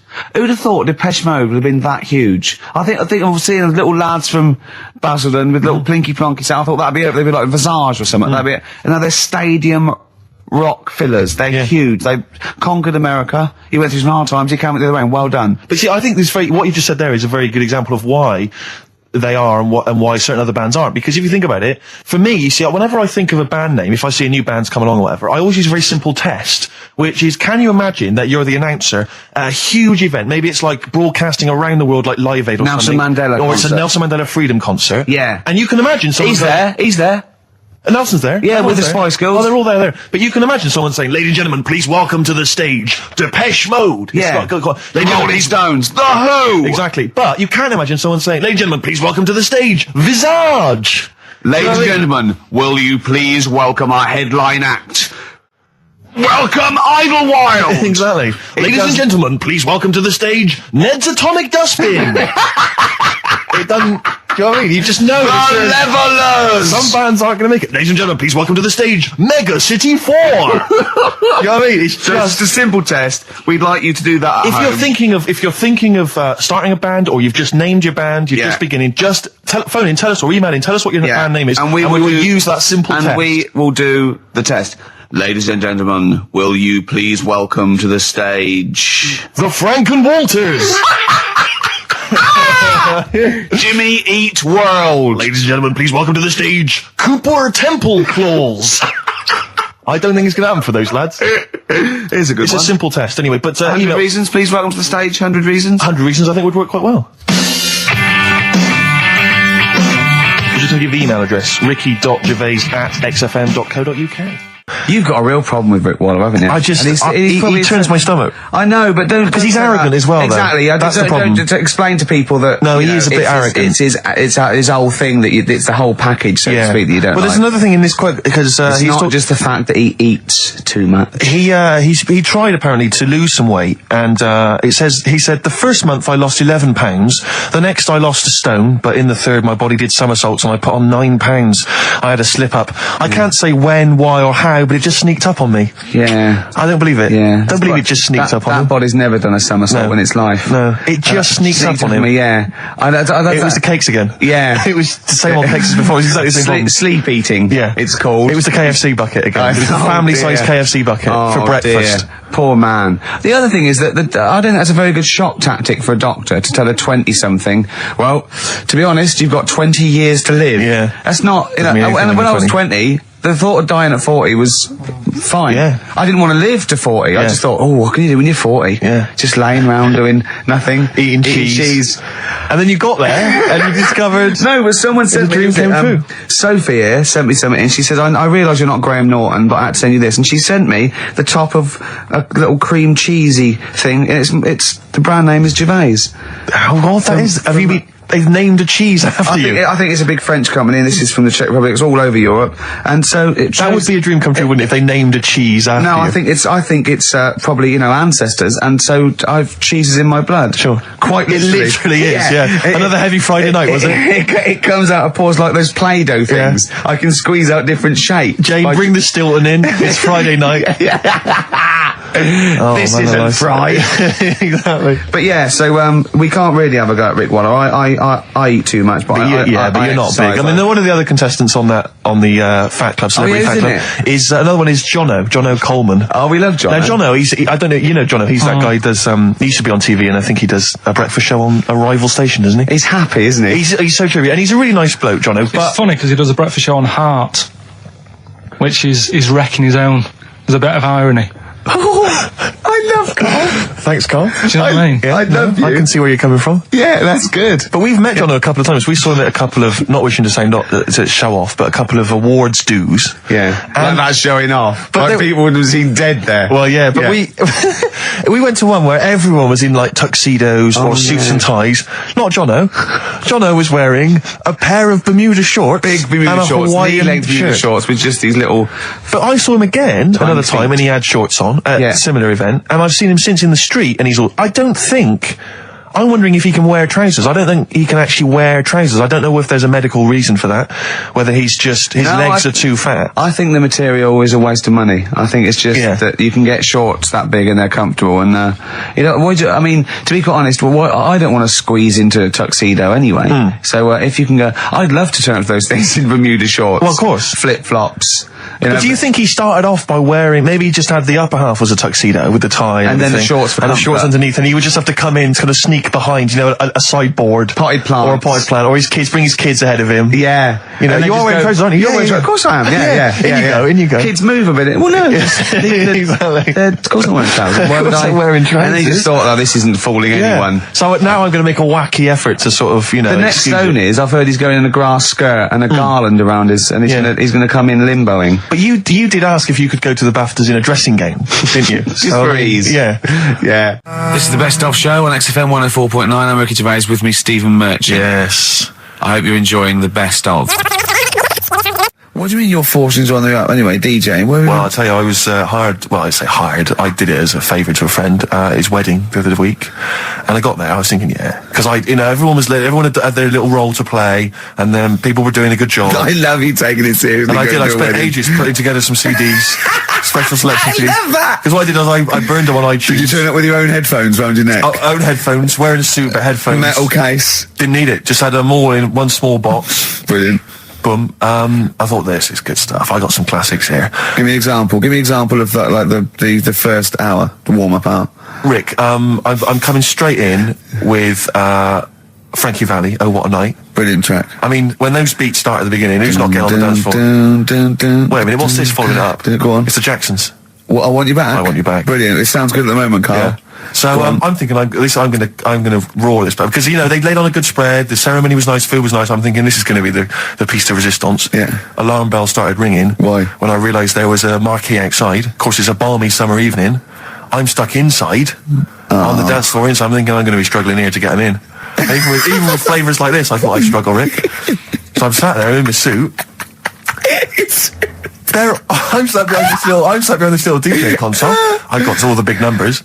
There's one or two people making some token effort, but frankly, most people are outside everywhere. So I was livid. Of course, they couldn't hear it out there. So I was playing to an empty room, really, and I was furious. I was absolutely furious. Because, I mean, what is, they're wasting my time. They're wasting, now I could have just stuck the CD on and gone out. They're wasting Frankie Valli's. Frankie Valli's time. They're wasting the Jackson 5's time. They're wasting, D-Light's time. Yeah. And, so I'm sat there, and there's a couple of people making a cursory effort, mainly when they come to get a drink from the bar. They might have a little quick, couple of twos. You shout, we don't want your Not interested. all of your no one. All of your no one at all. And, then there's a microphone set up because people have been doing speeches. This little girl gets on the mic, right? It's being funneled through the speaker system. So every time I put my headphones on, Miss Dynamite, was it? It wasn't sadly Miss Dynamite, although she decided to have a little go at MCing. She was screeching her little head How off. old is she? Oh, I don't know, 8 or 9. At their most annoying. When children are at their most annoying, because they've got a bit of confidence there. They're a bit cocky. They're not shy anymore. They're a bit arrogant. Yeah. She's screeching her head off, so I'm playing, and she doesn't know it. Your face! I'm playing into the groove. No one's getting into the groove because she's going mental. She's just going, what's this? What's this? I don't know what this is. Play something I know.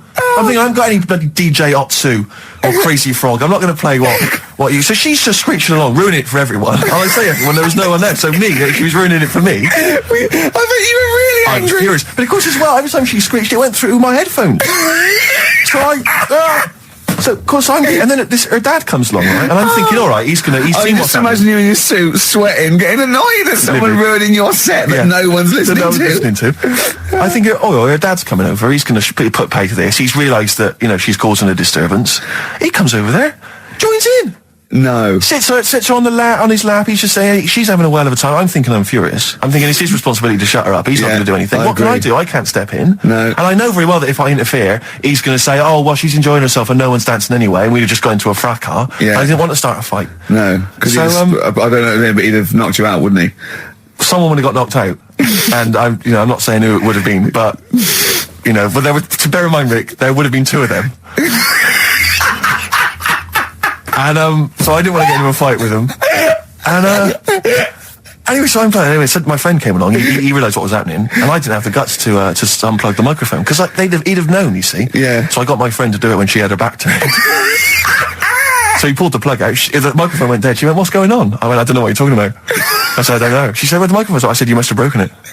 I don't know what's going on. Someone will probably make you pay for that.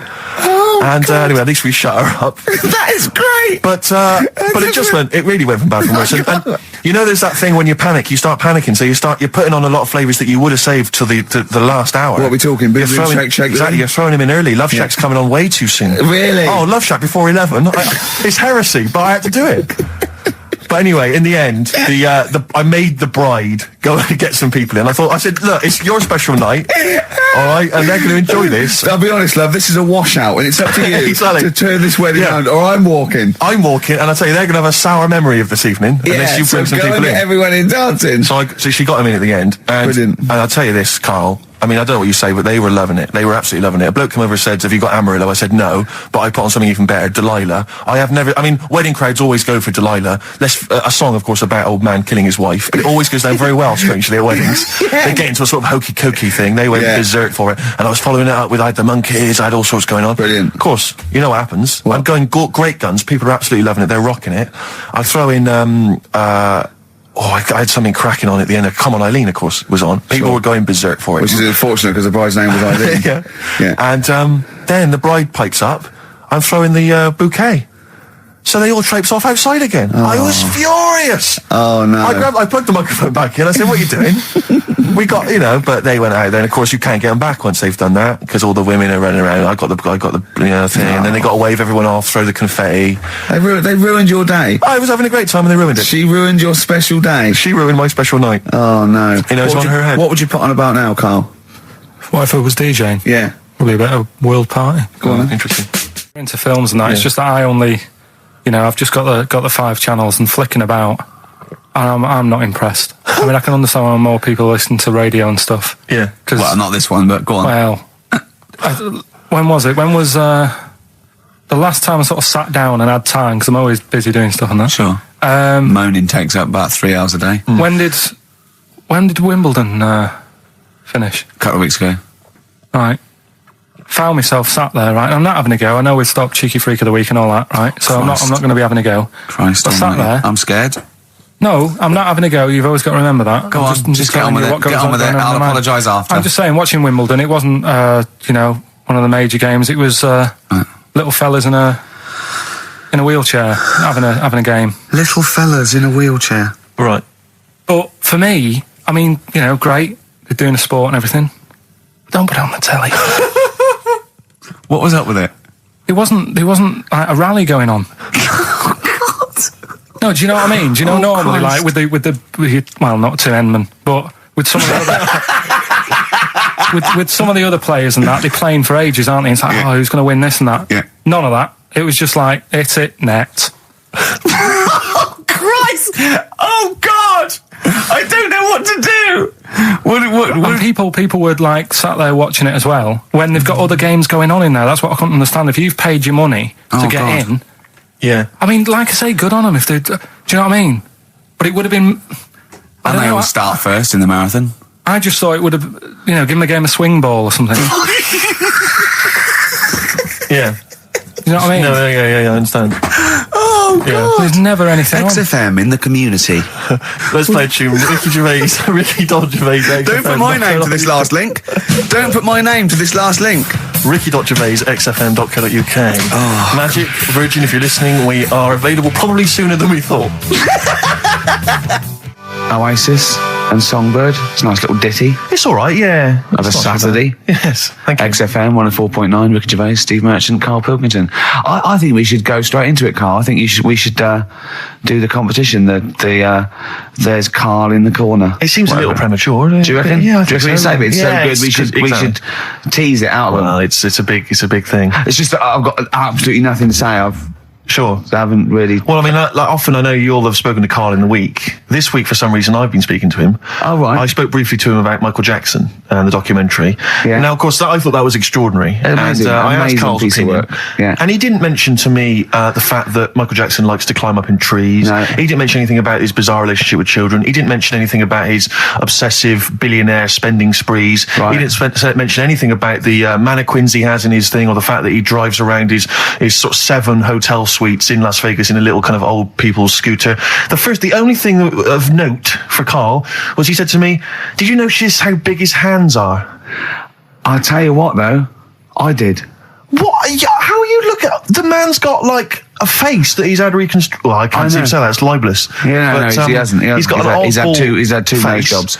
Yeah, and you're looking at his hands. But I think it's because you look at him and he looks a bit like there's a bit of androgyny there, but it's sort of like it is quite a petite sort of old lady's face in a way, but then you see these labourers' hands come out. That's always the way with a tranny, isn't it? You know what I mean? Well, you can't accuse him of being a tranny. No, he's not. No, he's not. What are you saying? No, I know he's got enough issues. Now you're accusing him of being a tranny. I like him. I thought he came out that brilliant. I thought it was really. I really felt sorry for him.